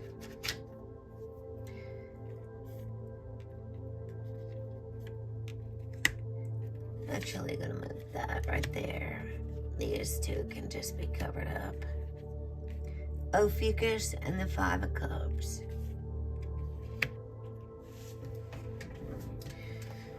Alright, I got these mystical shamans out for this episode. Mystical shamans and what's this other one?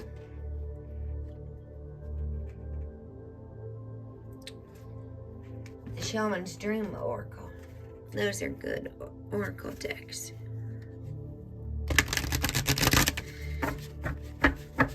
We need to make some Ophiuchus cards. Astrology. I'm already actually working on my own deck with different stuff that I'm learning over here about, like the tissue salts, the cell salts, and things like that. But I started another project, and then I started another project, and you can't finish one project when you have 75 other projects going on and you're trying to do everything all at once. It's better if you focus on one thing at a time. You can probably get more done. So I'm a scatterbrain, so I can't wait for some of this. I'm even taking a break from my constellational conversations with Maria this month and Julia, because there's just way too much going on for me. The Indian Cross and Magic. It's a perfect card for Ophiuchus, I would say. It's a real good card. Number 33, Eve. Magic. Number 33.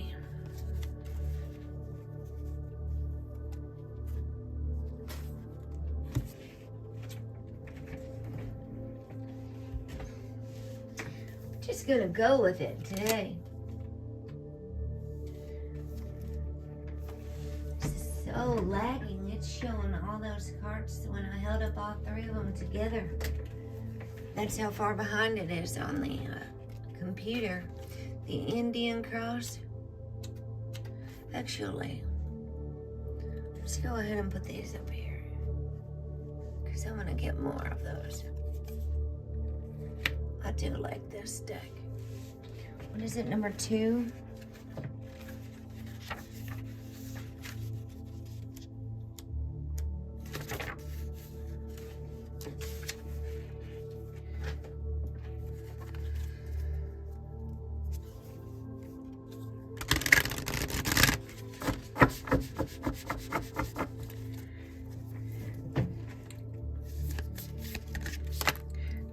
I just posted again the smoky mirror. That's a good one too for the Ophiuchus energy.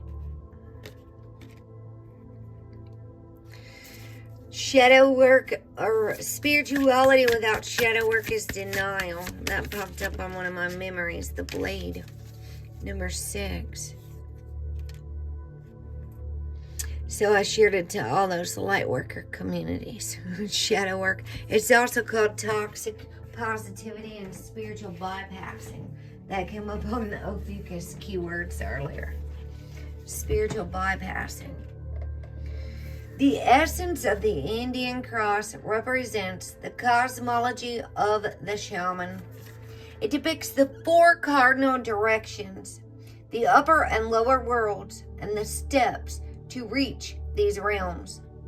The hole in the center is a gateway to interdimensional travel, the proverbial eye of the needle we can all go through to experience higher states of awareness and wisdom, and to break free of linear time. Remember I said in the very beginning that time doesn't even exist, right? The invitation says the Indian cross announces the start to a great journey. It's time to raise your gaze from the mundane day to day to that which until now has seemed beyond your grasp. Allow new wisdom to guide you and stop trying to make sense of it all before you respond with a resounding yes. The medicine says, the time has passed and the window of opportunity has closed. Now is not the moment to take that leap you have been over-preparing for. It's best to wait until conditions in heaven line up again to offer you a more propitious, is that word? propitious moment. Any bold action you take now will require tremendous effort on your part. Just as important as knowing when to act is knowing when to return to your inner stillness and wait for a more favorable time. And I see the inner stillness coming through this image here with the smoky mirror.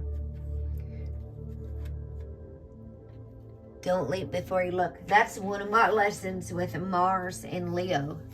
Is Mars is a real go-getter, especially in Leo with the Moon, North Node, and Jupiter, because that's wanting to expand Mars even more so. I love getting different perspectives even from astrologers, because one person's going to see things differently than another person. And then when you put the two together, it's like, oh yeah, aha. And then you get more parts to the puzzle. I love it. I love it.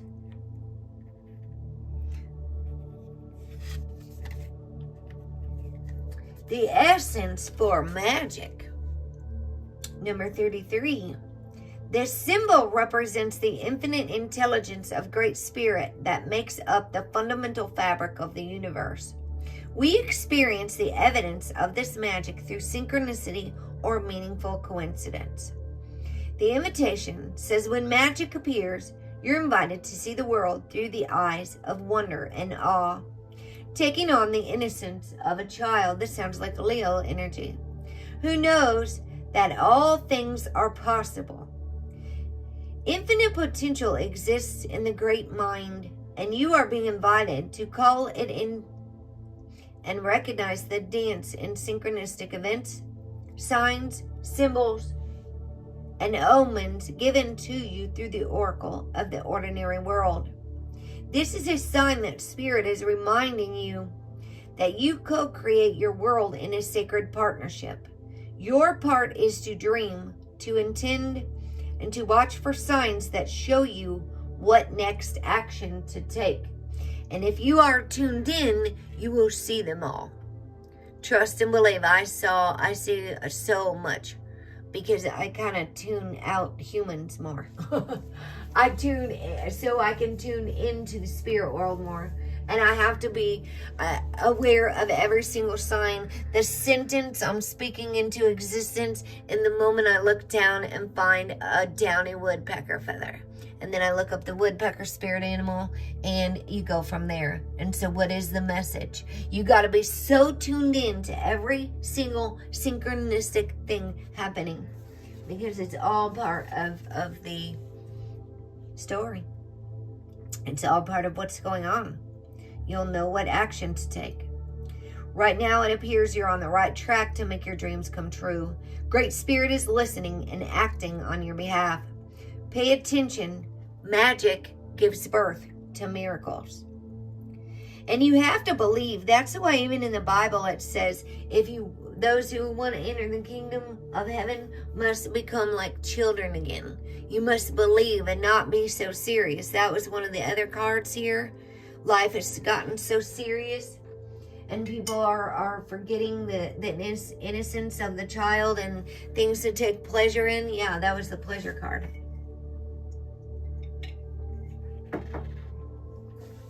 Have you forgotten you live in a world that is infused with magic? Perhaps you have become cynical and think you have to create your life all by yourself with no help from others. It's time to remember your relationship to Source. For you are part of a story of the world, a living spark of spirit on earth for this short time as an emissary of light. If you look back over your life, you will find many instances in which your actions alone were not the cause of out-of-the-blue coincidences that led you to this new relationship, job, or other important moment on your journey. So how do you stay in this awareness? The answer is simple. If you can be as a little child and cultivate that wondrous curiosity, you will see the magic again and be amazed. Remember, magic is real and in everything. And those who believe will see. But if those who can't believe it until they see it, they won't see a lot of things because their belief is very limited. Their perspective is very limited. Their awareness may also be very limited. They've put a limit on what the universe is capable of with their own belief system. The smoky mirror, number 47. The essence says, the smoky mirror represents the aspect of what is implied yet cannot be immediately known in the world. The mystery of how things come together and how they fall apart without obvious casualty. This symbol also represents the shadow of the human psyche, the parts of the self that one disowns. The smoky mirror can also represent a state of denial or the inability or refusal to see the truth. The invitation says, when the symbol of the smoky mirror appears, you're invited to see beyond your own self. Acknowledge that, past the limits of your current ability to perceive.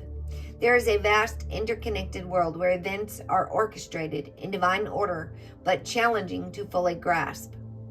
Now is the time to trust that no matter what the current conditions of your world reflect, in the hidden realms, all aspects of the human journey are celebrated. The beauty and the darkness, the misery and the change, the misery and the courage. No matter where you are on your journey, know that some things are meant to be a mystery, which you are meant to understand only through experience. Take heart, for the smoky mirror will ultimately show you beauty and wonder once the fog lifts the distortion you see now. The medicine says understanding the shadow of the human journey requires you go deep into your story to discover the wound that prevents you from seeing the truth of your current situation. Your fears and expectations of disappointment and unworthiness may be clouding your capacity to see the potential in yourself and others. The smoky mirror may be showing you things you don't want as a result of your conditioning.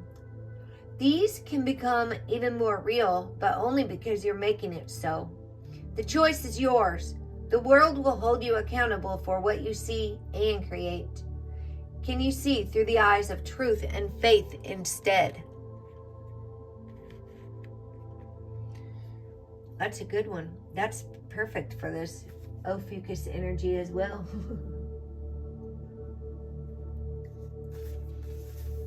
Number 6, the blade.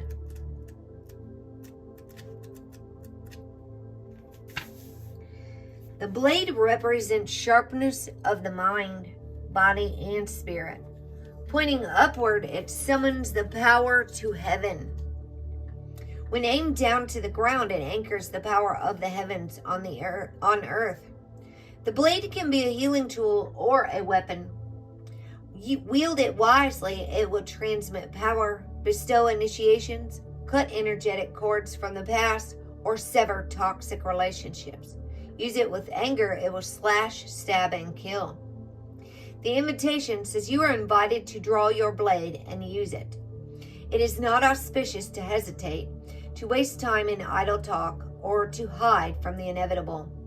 Heaven and earth are aligned to support you in claiming your power, so take decisive action. Overcome your fear of hurting others. Unsheath the blade and use it wisely. The medicine says it's time to put down the sword and place it back in its scabbard. Do not offer your blade in service to toxic emotions. You will be faced with an even more disagreeable future with the people or situations you are attempting to banish. Put the blade to rest until your inner fire has mellowed. Then use your blade with impeccable intention to cut the energetic cords that are trying you to the drama at hand. Set yourself free. So be wise with how you use the blade.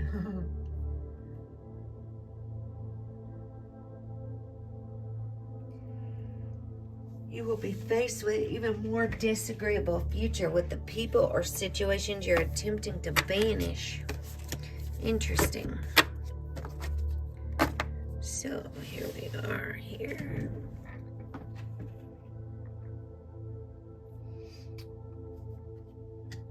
Let's see.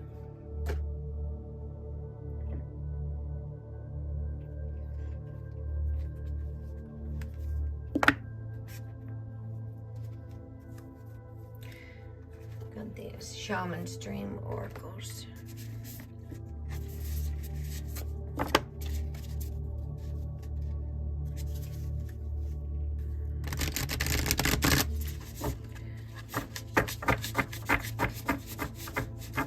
I've been working out a lot. Getting back on my same routine that I had once in a prison. And I'm gonna, once this 90-day emotional freedom technique tapping is done, that I've been doing for more than 90 days now, I'm gonna cancel that subscription. I'm canceling a lot of stuff, actually. I'm canceling a lot of stuff because I'm actually getting ready to make some big moves in my life. And everything has to be just right. I'm going to start being really wise with a lot of things. Make a list of wants and needs. What is a need and what is can go to the side for now. Radical acceptance. My goodness, I was just talking to the horned cactus, the whale song. Talking to my psychologist about radical acceptance. I have a whole paper on radical acceptance. Empty well, time to replenish. Oh, there's the falling angel on the bottom. Number 19, my daughter's number. Falling angel, spiritual narcolepsy. Let's take that card. We'll put that there. Sorry, I didn't mean to slam that into that so hard. I'm sure that was loud. My apologies. Dear, dear, dear beloved. In this order. beloved. 2. Well, there's 5 of them. So I don't know what I'm supposed to do. Let's just go here. We'll go beloved. Cactus. The whale song. The empty wheel. And the falling angel. Fill it in there. This little baby Ophiuchus card. It needs its own deck. Beloved, number 2. I haven't used this deck a whole lot either, but I do recall this card. It may be one I've drawn before. But I'm not necessarily drawing them and putting them on the... They weren't getting very much views, to be honest with you. Like when you're only getting like 2 and 3 likes on things, you really have to reevaluate how much energy you're putting into something. Unbalanced relationship with time and use time well as energy. Because if you're putting stuff out and you keep going and doing a card and making sure you copy and paste and do the stuff with the words that came with it, you know, and you're going out of your way to do this, and it's like you're shadow banned and nobody's hardly even seeing your content, then it's almost like I could just read these cards and not go out of my way every day to do that. That's why I do oracle cards now for my members once a week. And I stopped sharing them on Instagram and Facebook and YouTube on the community posts and just do them for my members now. And that saves me a lot of time because I don't have to go share it over here and share it over there. And I closed down, like I opened TikTok just for a minute to see how it was working. And then I shut it all down and I was like, you know what? I'm taking my time and my energy back. I'm going to come over here and create things in my world. And use that time and energy that I've been blowing on social media somewhere else, so that I can still share the things I need to do, but I'm not living on social media. I'm not like living there all day long, answering comments and in news feeds and arguing with strangers and things like that. I just use my time very, very much more wisely now. Got big things going on over here in my world. Beloved, the object of affection, radical acceptance, and loving what is. When the beloved appears, it requires 100% of your heart, body, and soul. Don't try to squeeze the beloved into your schedule. Drop the busyness and receive the one you have been waiting for. Note that this card comes as a mirror, that's right next to the smoky mirror card, to show you the divine within and invite your radical acceptance of everything you consider beautiful or ugly in your being. The beloved may not be a person at all. It might be a business venture, a project, or an adventure calling for your full attention. Love it, let it light you up, and give it your all. Surrender to this truth and know that you are gaining a passport to bliss, even if it feels that you are being consumed by the fire of the beloved. Do not look back, do not hold back or be afraid, for you will emerge transformed. Surrender is the key. Allow yourself to be loved. Usher the harsh critic out the door and shut your eyes and ears to the judgment of others who have not been ignited by the divine blaze consuming you. For they will only attempt to douse your fire and leave you choking on the smoke. Be careful you are not seduced by false promises or falling prey to your extraordinary ability to sabotage your dreams and desires. Sink into your heart and trust your sense of what is true, and you will know what to do. The true beloved is never false. Every gift offered is valuable. Recognize the many faces of the beloved and welcome them into your heart. You will be so glad that you did.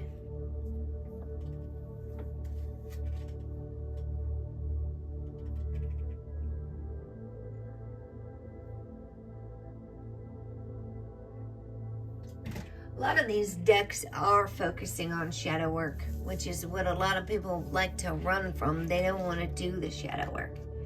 Somebody just said something about the shadow work is really uncomfortable, but there's no evolution without it. And that's a fact. That's true. You will stay stagnant and you will never transform. You will never evolve if you stay stuck.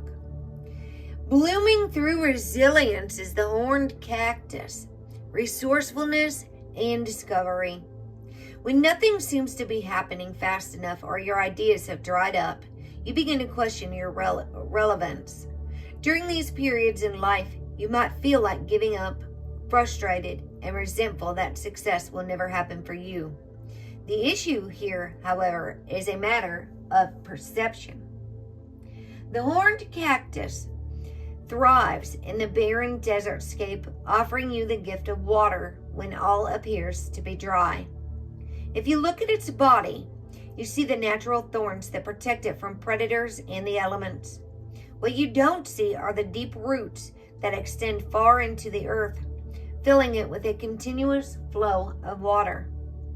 This succulent is a symbol of resilience, of resourcefulness, of your needs being met in spite of appearances to the contrary.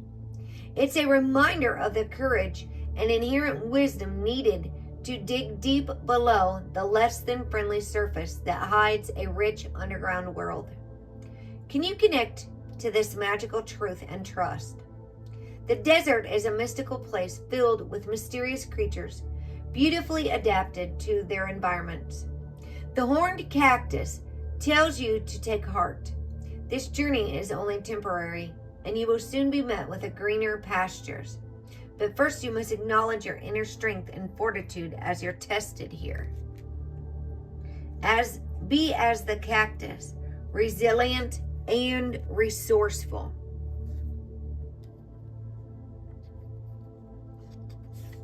And the whale song resonating, number 61. I feel like I'm in a time warp today. I don't know, my brain's kind of been all over the place. The whale song is remembering, harmonizing, and resonating.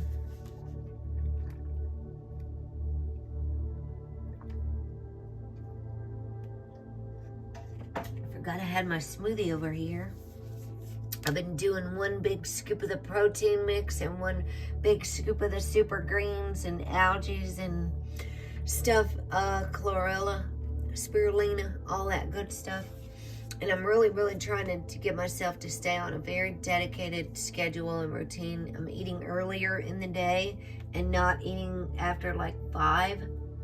I think that makes a really big difference in the fasting cycle as well, because our digestive system is in line with daylight hours even.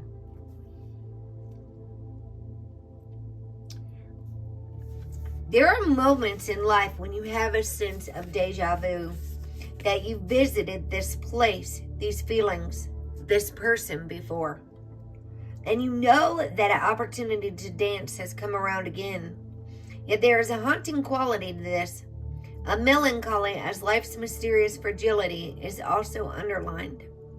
Like a whale song that pleads for its simple notes to be matched by another. You have a short time to capture this essence and let it resonate in a way that is potentially transformative, but only if you don't turn away. Sometimes you may forget the moments of your humanity, your truest desires, because you've become so earthbound and calculating, striving, and doing. You're so overstimulated by the chase and what you're exposed to that you forget your heart. That's our first card that came out, the beloved, your heart. Now it's time to jump in the water and play and be reminded of your creative self, your collaborative impulse to sing along, seek harmony, beauty, purpose, and meaning. At this moment, that is your exact invitation. You will achieve more than the plans you set in motion if you use this opportunity to explore. Be curious and take a much-needed break from what your mind thinks it needs to accomplish. Thank you for that confirmation. Woo! I needed to hear that. You need to take a break from all the stimulation.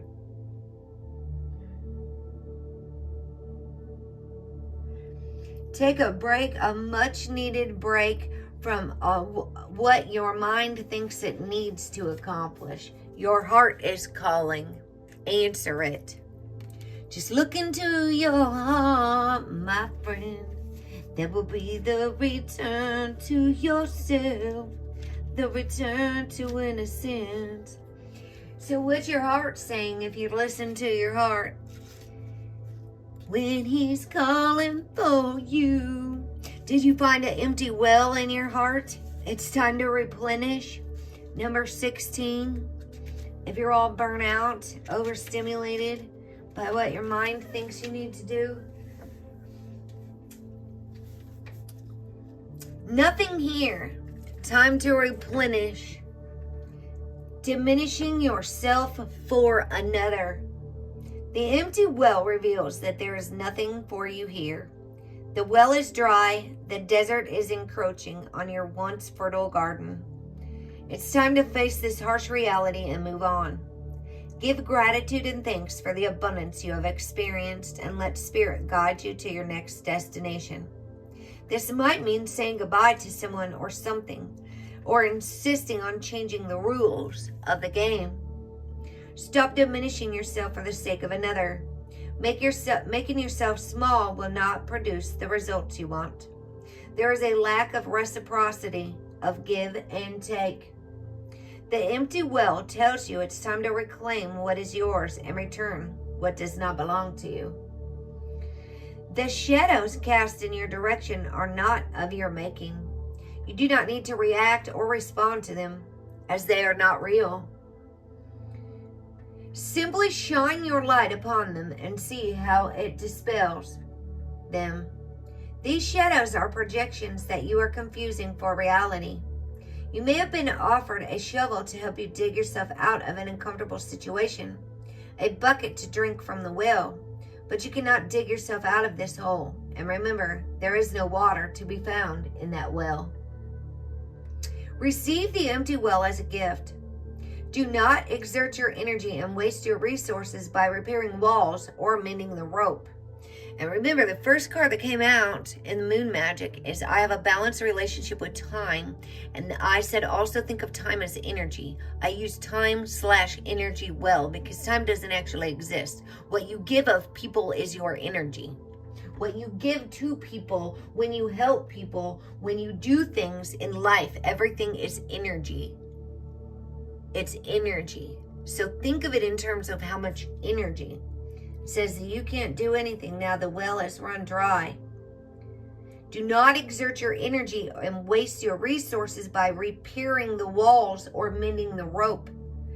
Follow the watercourse way, the aquifers that run deep in the earth, and you will be led to a new spring oasis. You can find those underground streams, these rich natural resources in the subterranean depths of your own heart. This is coming back to look into your heart. Hello, Sherry, and welcomes to 19. I don't think I'm gonna stay alive forever this round. I might, maybe we should get a chakra oracle.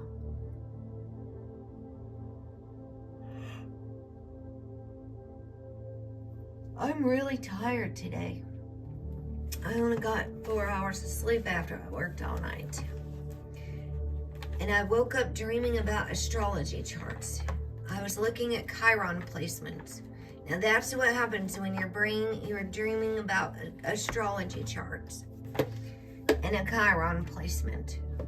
The Chiron was in something and I forget, I woke up, but that's just what happens. When I used to play the game Tetris all the time and those falling blocks, I promise you I would wake up dreaming of falling blocks. I played Tetris all the time. I was a pro at Tetris. And that's what happens. Whatever you feed your mind constantly, if you're feeding your mind conspiracy theories and dooms of war and things like that, that just might be what you dream about. Because that's what you're putting into your eyes and your ears all the time. I quit watching a lot of the stuff that people are addicted to these days just because it's like kind of crazy. It was making me have terrifying dreams, all of it. All of the truth that's out there. It's just like sometimes I don't think we need to know everything. What our mind thinks we need to know is an empty well.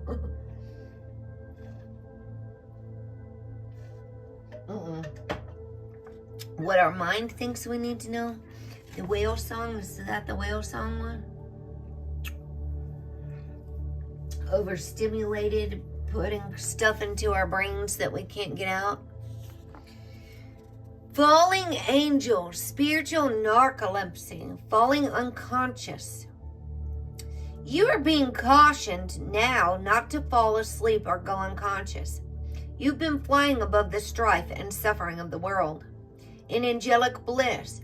However, you risk being seduced by the beauty and comfort of your situation and losing track of your aspirations, your wings. As you fall, you pick up speed, heading toward the trees below and a possible nasty landing. Remember, all you need to do is stop being a falling angel, is spread your wings to halt your descent and then find an updraft again. Don't be seduced by the fallen angels, your supposed friends and companions who are ready to use you for their pleasure and have only their own interests in mind. As you soar once more in flight, receive the gift of the falling angel as an invitation to study the forest from above the trees. In other words, to analyze your situation from a higher perspective without being entangled in its thorny branches. Once you understand what needs to be done, head back to your lofty heights and stand by for the right moment. Action you take now may backfire. Stay conscious and wait until you are guided to change. You will know when the time is ripe. All you have to do is spread your wings. That's what it said. Remember, all you got to do to stop your fall is spread your wings. And then take the updraft. Is that what it said? Updraft. Overdraft? No, that's the checking account. Let's get a chakra reading oracle card. I did get these witching hour cards out. And the elementals, but I don't feel called to use those elementals right now.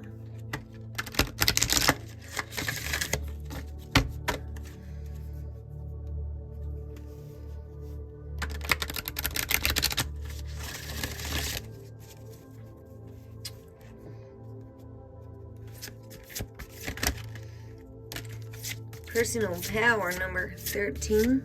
Is that 13 or 43? 13. Personal power.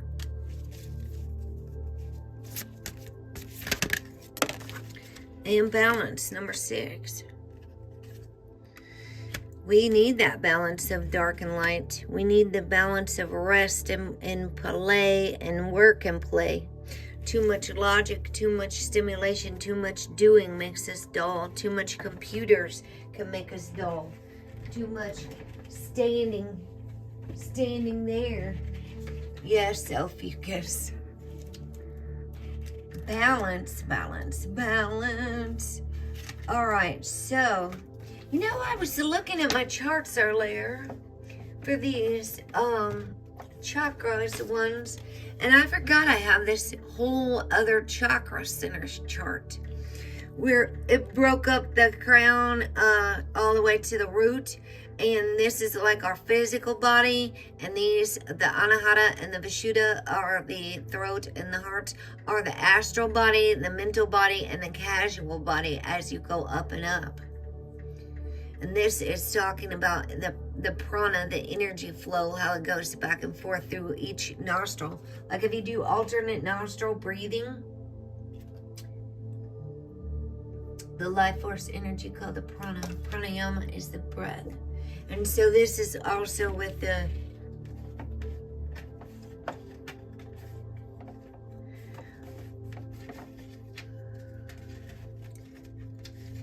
tells more, and even shows, daggone it. Oh, I need this for my cards. Please, come on. This is falling and I can't get this paper in. My life is like a turmoil right now. I don't know what's going on. It's probably Mars transiting my Leo stuff right this very second. So, the root is Saturn. The sacral is the moon. Mars is the solar plexus, fire. Venus is the heart. Mercury is the throat. Jupiter is the third eye. Uranus is the crown. Well, that's funny because the crown's got Pluto over there and Uranus is right below it in the void, actually. The void Ophiuchus. So, yeah, I was just going over this earlier. Well, I got out that one, well, wherever the heck it went, to take a picture and put it in my file. Because you wouldn't believe how many times I've taken a picture of this chart and this one. And if I don't put it in a folder, then it's lost. And then I got to take another picture of it later in my life. So I actually deleted all of them and took a real good, clear, close-up photo and deleted the rest of them. I've been downsizing. I probably deleted 5,000 photos and videos in the past less than 24 hours. Cleaning up space on my phone. Cleaning up space in my life. Making new room for new stuff. Out with the old and in with the new, my friends. That is how we roll. So let me have this chart again. Let's talk about the solar plexus chakra. Chakra. Number 3, which is technically on this chart here, is the sun, not Mars, but Mars is right over off to the side here on the tree of life.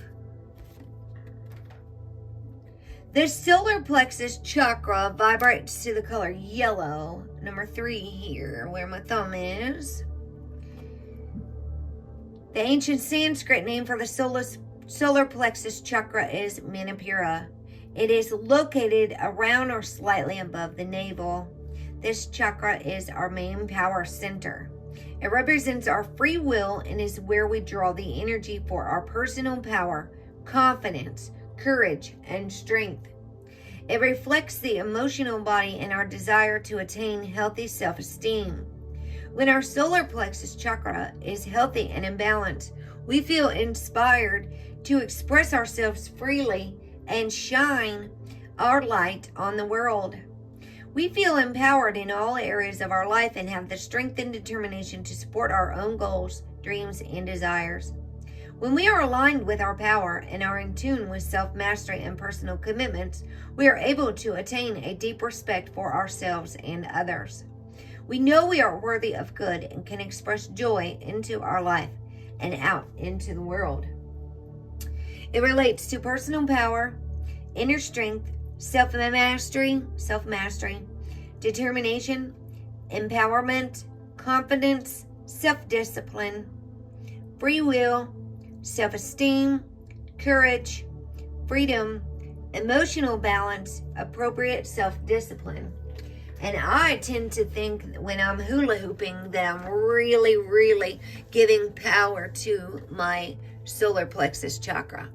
Actually, the hula hoop goes round and around over my sacral chakra and my solar plexus because it goes down and back up, hips down, back up, back down, and it stays right below my heart chakra. And so my solar plexus and my sacral chakra are getting a heck of a workout when I'm doing my hula hooping. It is related to, in the physical areas of the body, the pancreas, the stomach, the liver, the small intestine, blood sugar, and digestion. Both the spleen, or both the sacral chakra and the solar plexus also have to do with our digestive system and eating disorders as well. Mental energy, will, power, control over self versus others. And what do we have control over? Ourself. When you start working on radical acceptance, you think about the things that you do have control over, and that's you, your very own self. beliefs, details, constructive versus self-criticizing thoughts, and perfectionism. And also with these addictions that come with the solar plexus are food, caffeine, starches, addicted to details, and compulsive cleaning. Because remember, perfectionism also falls in there with the solar plexus chakra.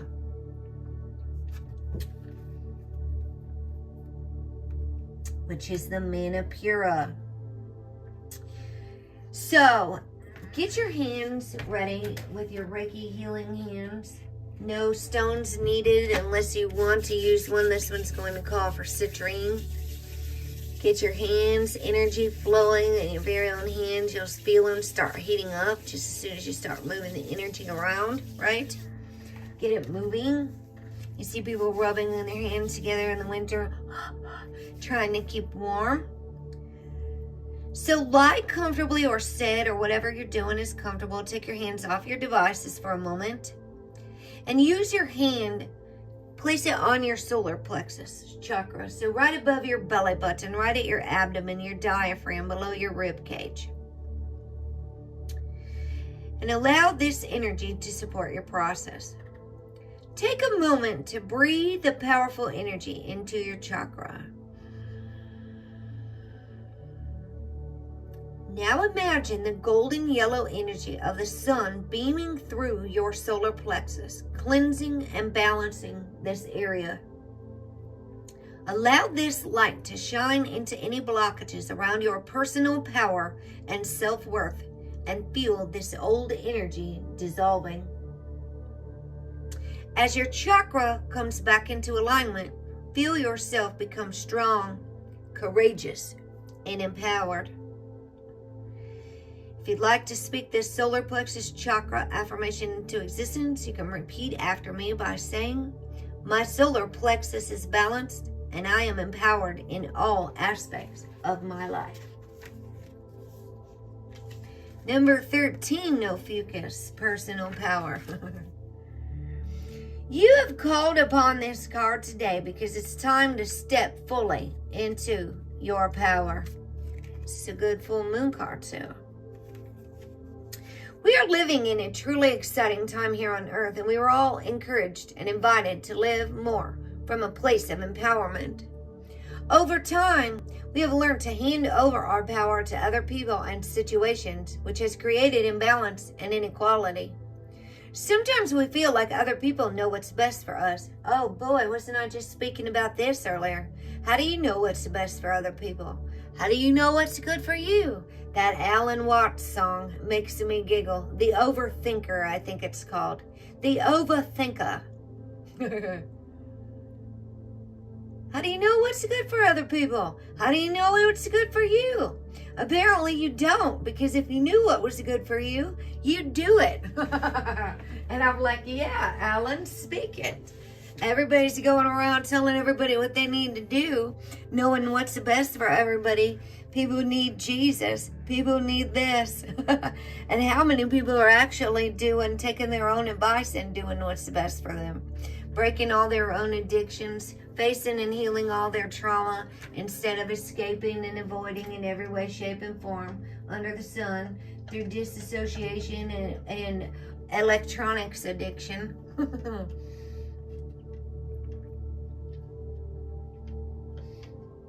I've done like decades of healing in different classes for trauma since I started substance abuse treatment when I was 18 years old, and it wasn't even until 35 that I just had my 10 years no opiates, and I just had my 5 years no alcohol. So it's like I've been on this road for quite a while now. I ran from it for a very long time. It was 36 and my third time in prison before I finally decided. Sometimes we feel like other people know what's best for us in the situation at hand, and due to a lack of self-love and honor, we give our power over to them. It is now time to connect to your own wisdom, love, and personal power. Everything you require is within you. not without, within. It's inside of you. Now it's time to look within and listen to that loving wisdom and your own divine guidance. It's time to connect with your soul. At times, power can be misunderstood as a negative or controlling expression that comes from the ego. However, the power we're talking about here is love, and it comes from a place deep within our heart and soul. Have you been handing over your power to others? Now it's time for you to reel it back in. It's time to make your own decisions and choices and allow the power of your soul to shine through and create and manifest your heart's desire. And look at this heart on fire as well as this hand. The beloved radical acceptance in your own personal power. And the power they're talking about here is love, and it comes from a place deep within our heart and soul. It's time to make your own decisions and choices and allow the power of your soul to shine through to create, manifest your heart's desire. Connecting with your personal power will bring abundance of opportunity and magic to your life. This is right under the magic card. The power of the universe is surging through you at all times. Harness this power and enhance your life and well-being. Know you are supported fully by your higher self and the universe in this powerful and exciting transition. Thank you, universe. The affirmation for this card, if you'd like to repeat after me by speaking this into existence, you can say, I am empowered. I am empowered. So, number 6 is the root chakra, the base, the Muladhara. Muladhara. Muladhara. There's a D in some of it. Let me see this. Oh, it's over here. Muladhara. And this one, Mullahadra. Muladhara. Mullahadra. Hadra. Maybe it's Hadra. No, Muladhara. Who the heck knows? I'd have to listen to somebody say it. The base chakra resonates to the color red. Right here, number 1, numero uno. The ancient Sanskrit name for the base chakra is the Muladhara. It is located at the base of the spine and represents our primary needs as a human being. It reflects our basic requirements to feel safe and to survive and thrive abundantly on the planet and within our community. Our primal instincts, stability, and security sit in this energy center. When our base chakra is healthy, it is much easier to trust ourselves and the flow of life. When we are in balance, we feel centered, grounded, and deeply connected to the earth, our community, and all of life around us. We function in a productive way, which is then reflected in healthy boundaries and life choices that enhance our well-being on all levels. This chakra also represents our material needs, our prosperity, and financial flow. When we are open and functional in our base chakra, we are able to anchor ourselves securely on the earth to receive the support and energy we need to feel safe and live a life of abundance. It relates to family, balance, holistic health, abundance, security and stability, grounding, survival, instinct, money, material needs, ancestors, trust, appropriate boundaries, prosperity, stability, energy, physical well-being, vitality, and rejuvenation.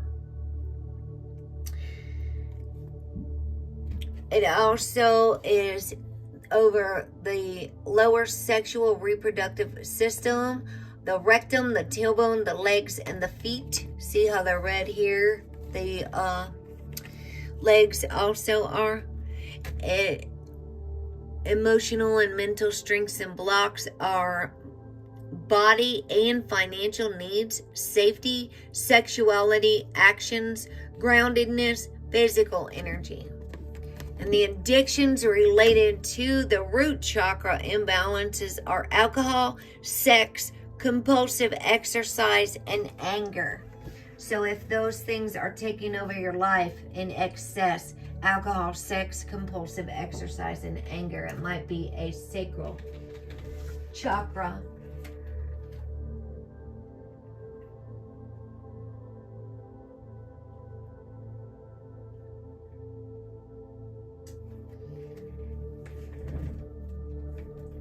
Hit by a tree.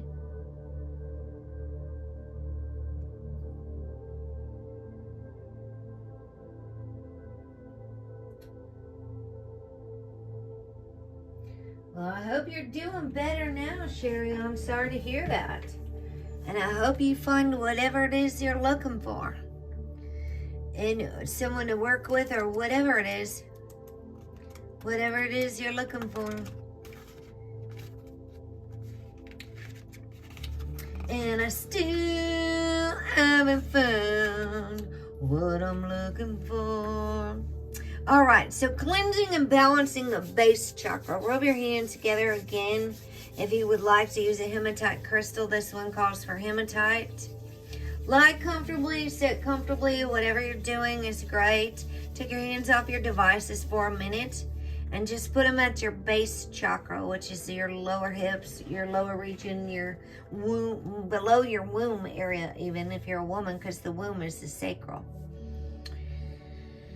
And allow this energy to support your process.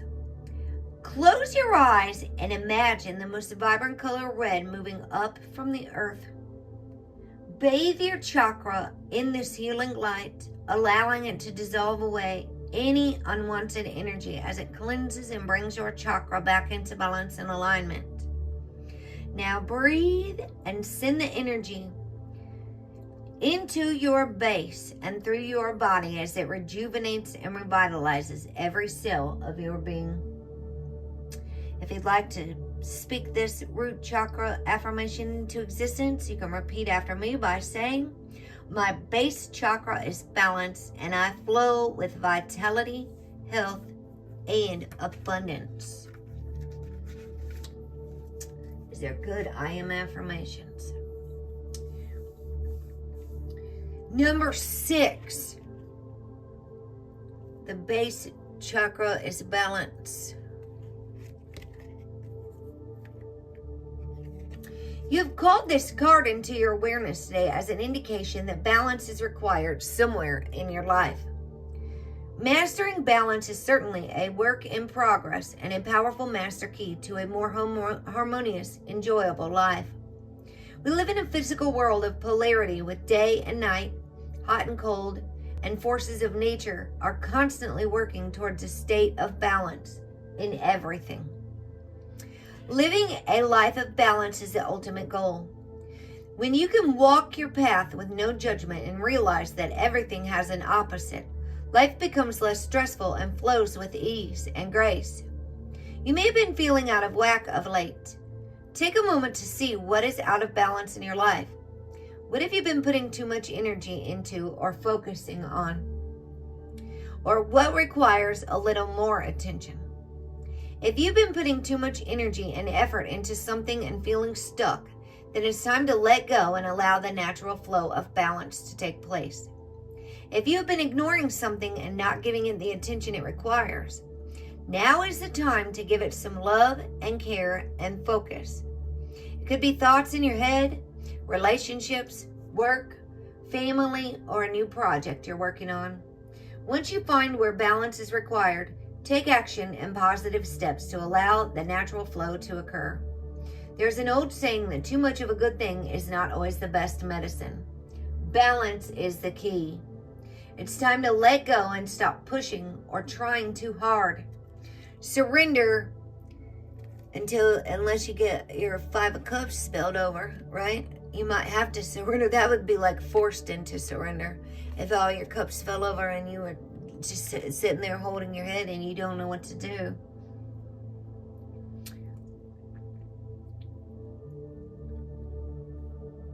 time to let go and stop pushing or trying too hard. Surrender and allow balance to bless your life. And that was the words for Maria and Julia last night. Surrender. This card can also indicate that balance may already be present and you've been taking the right steps to allow it to flow into your world. The affirmation for this card is, I am balanced in all aspects of my life. If you want to repeat after me, you can speak this into existence by saying, I am balanced in all aspects of my life. I am balanced. So we're going to get these ending cards and we're going to wrap this one up today, you guys. Just because I am tired. I just kind of felt like a reading on Sunday might just be too much because I knew I was going to have to hurry and get up, and I ended up waking up way too soon dreaming about astrology charts. Welcome to the world of astrology. Dreaming about doing astrology charts and a Chiron placement that's so important.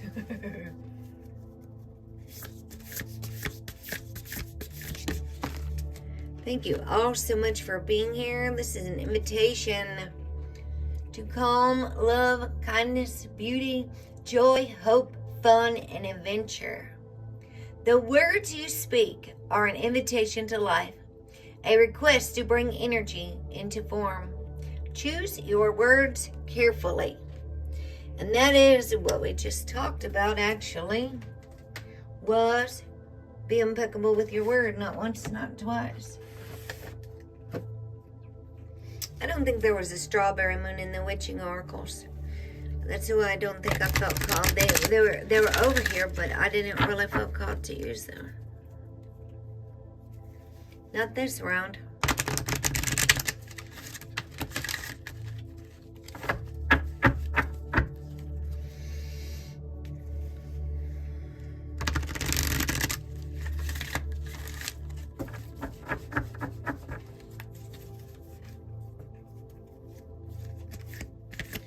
Thank you all for showing up. Thank you for being here. Thank you for doing your work. Thank you for being a part of this journey. Communicating clearly. That's our throat chakra. Today I will communicate clearly and directly in my conversations with others. I will strive to avoid manipulative, indirect, or guilt-producing statements. I can be tactful and gentle or assertive if necessary. I do what is right in the moment. Clear communication really can clear up a lot of confusion. Open, honest communication can clear up a lot of confusion. Assertive communication, not snappy, passive-aggressive, or aggressive communication. Passive can also be destructive as well. The universe has our back. That was a Melody Beatty Language of Letting Go card. We had our self-care cards first. I always trust the direction of the universe and know I'm being guided. That's actually my shirt, this spiritual gangster snake shirt, says trust the universe at the bottom. Inhale on one side, exhale on the other. And the moon faces are up at the top. Inhale, exhale. Trust the universe. Trust the process. I have another mushroom shirt that says trust the process. This one says trust the universe. The mushroom shirt was a Walmart shirt. And it says trust the process.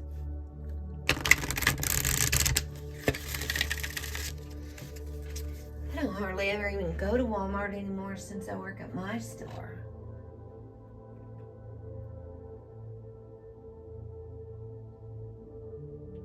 Oh yeah, good vibes to your son. That's wonderful.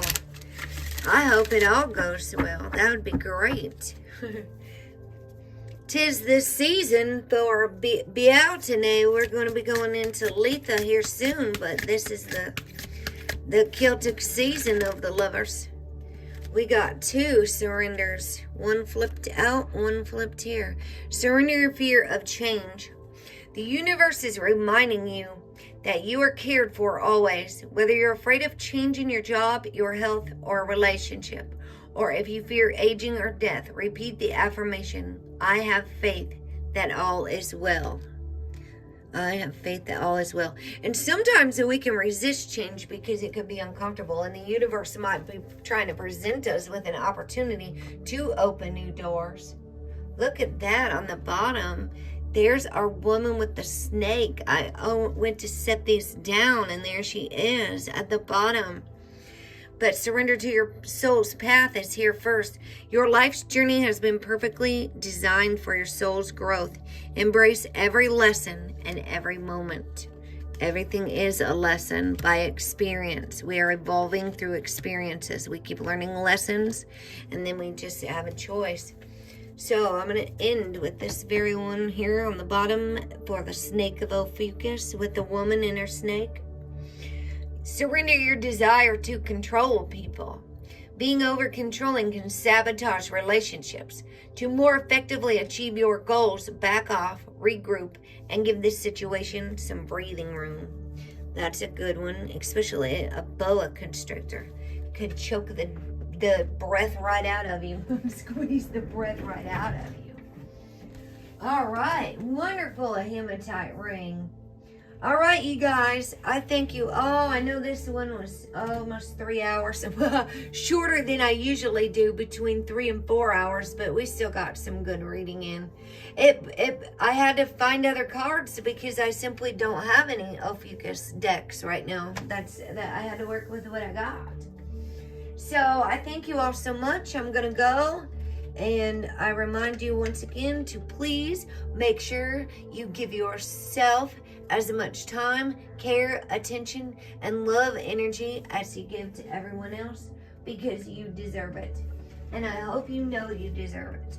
I will see you guys for the Artist's Way tomorrow, and we've got just 3 weeks left of that.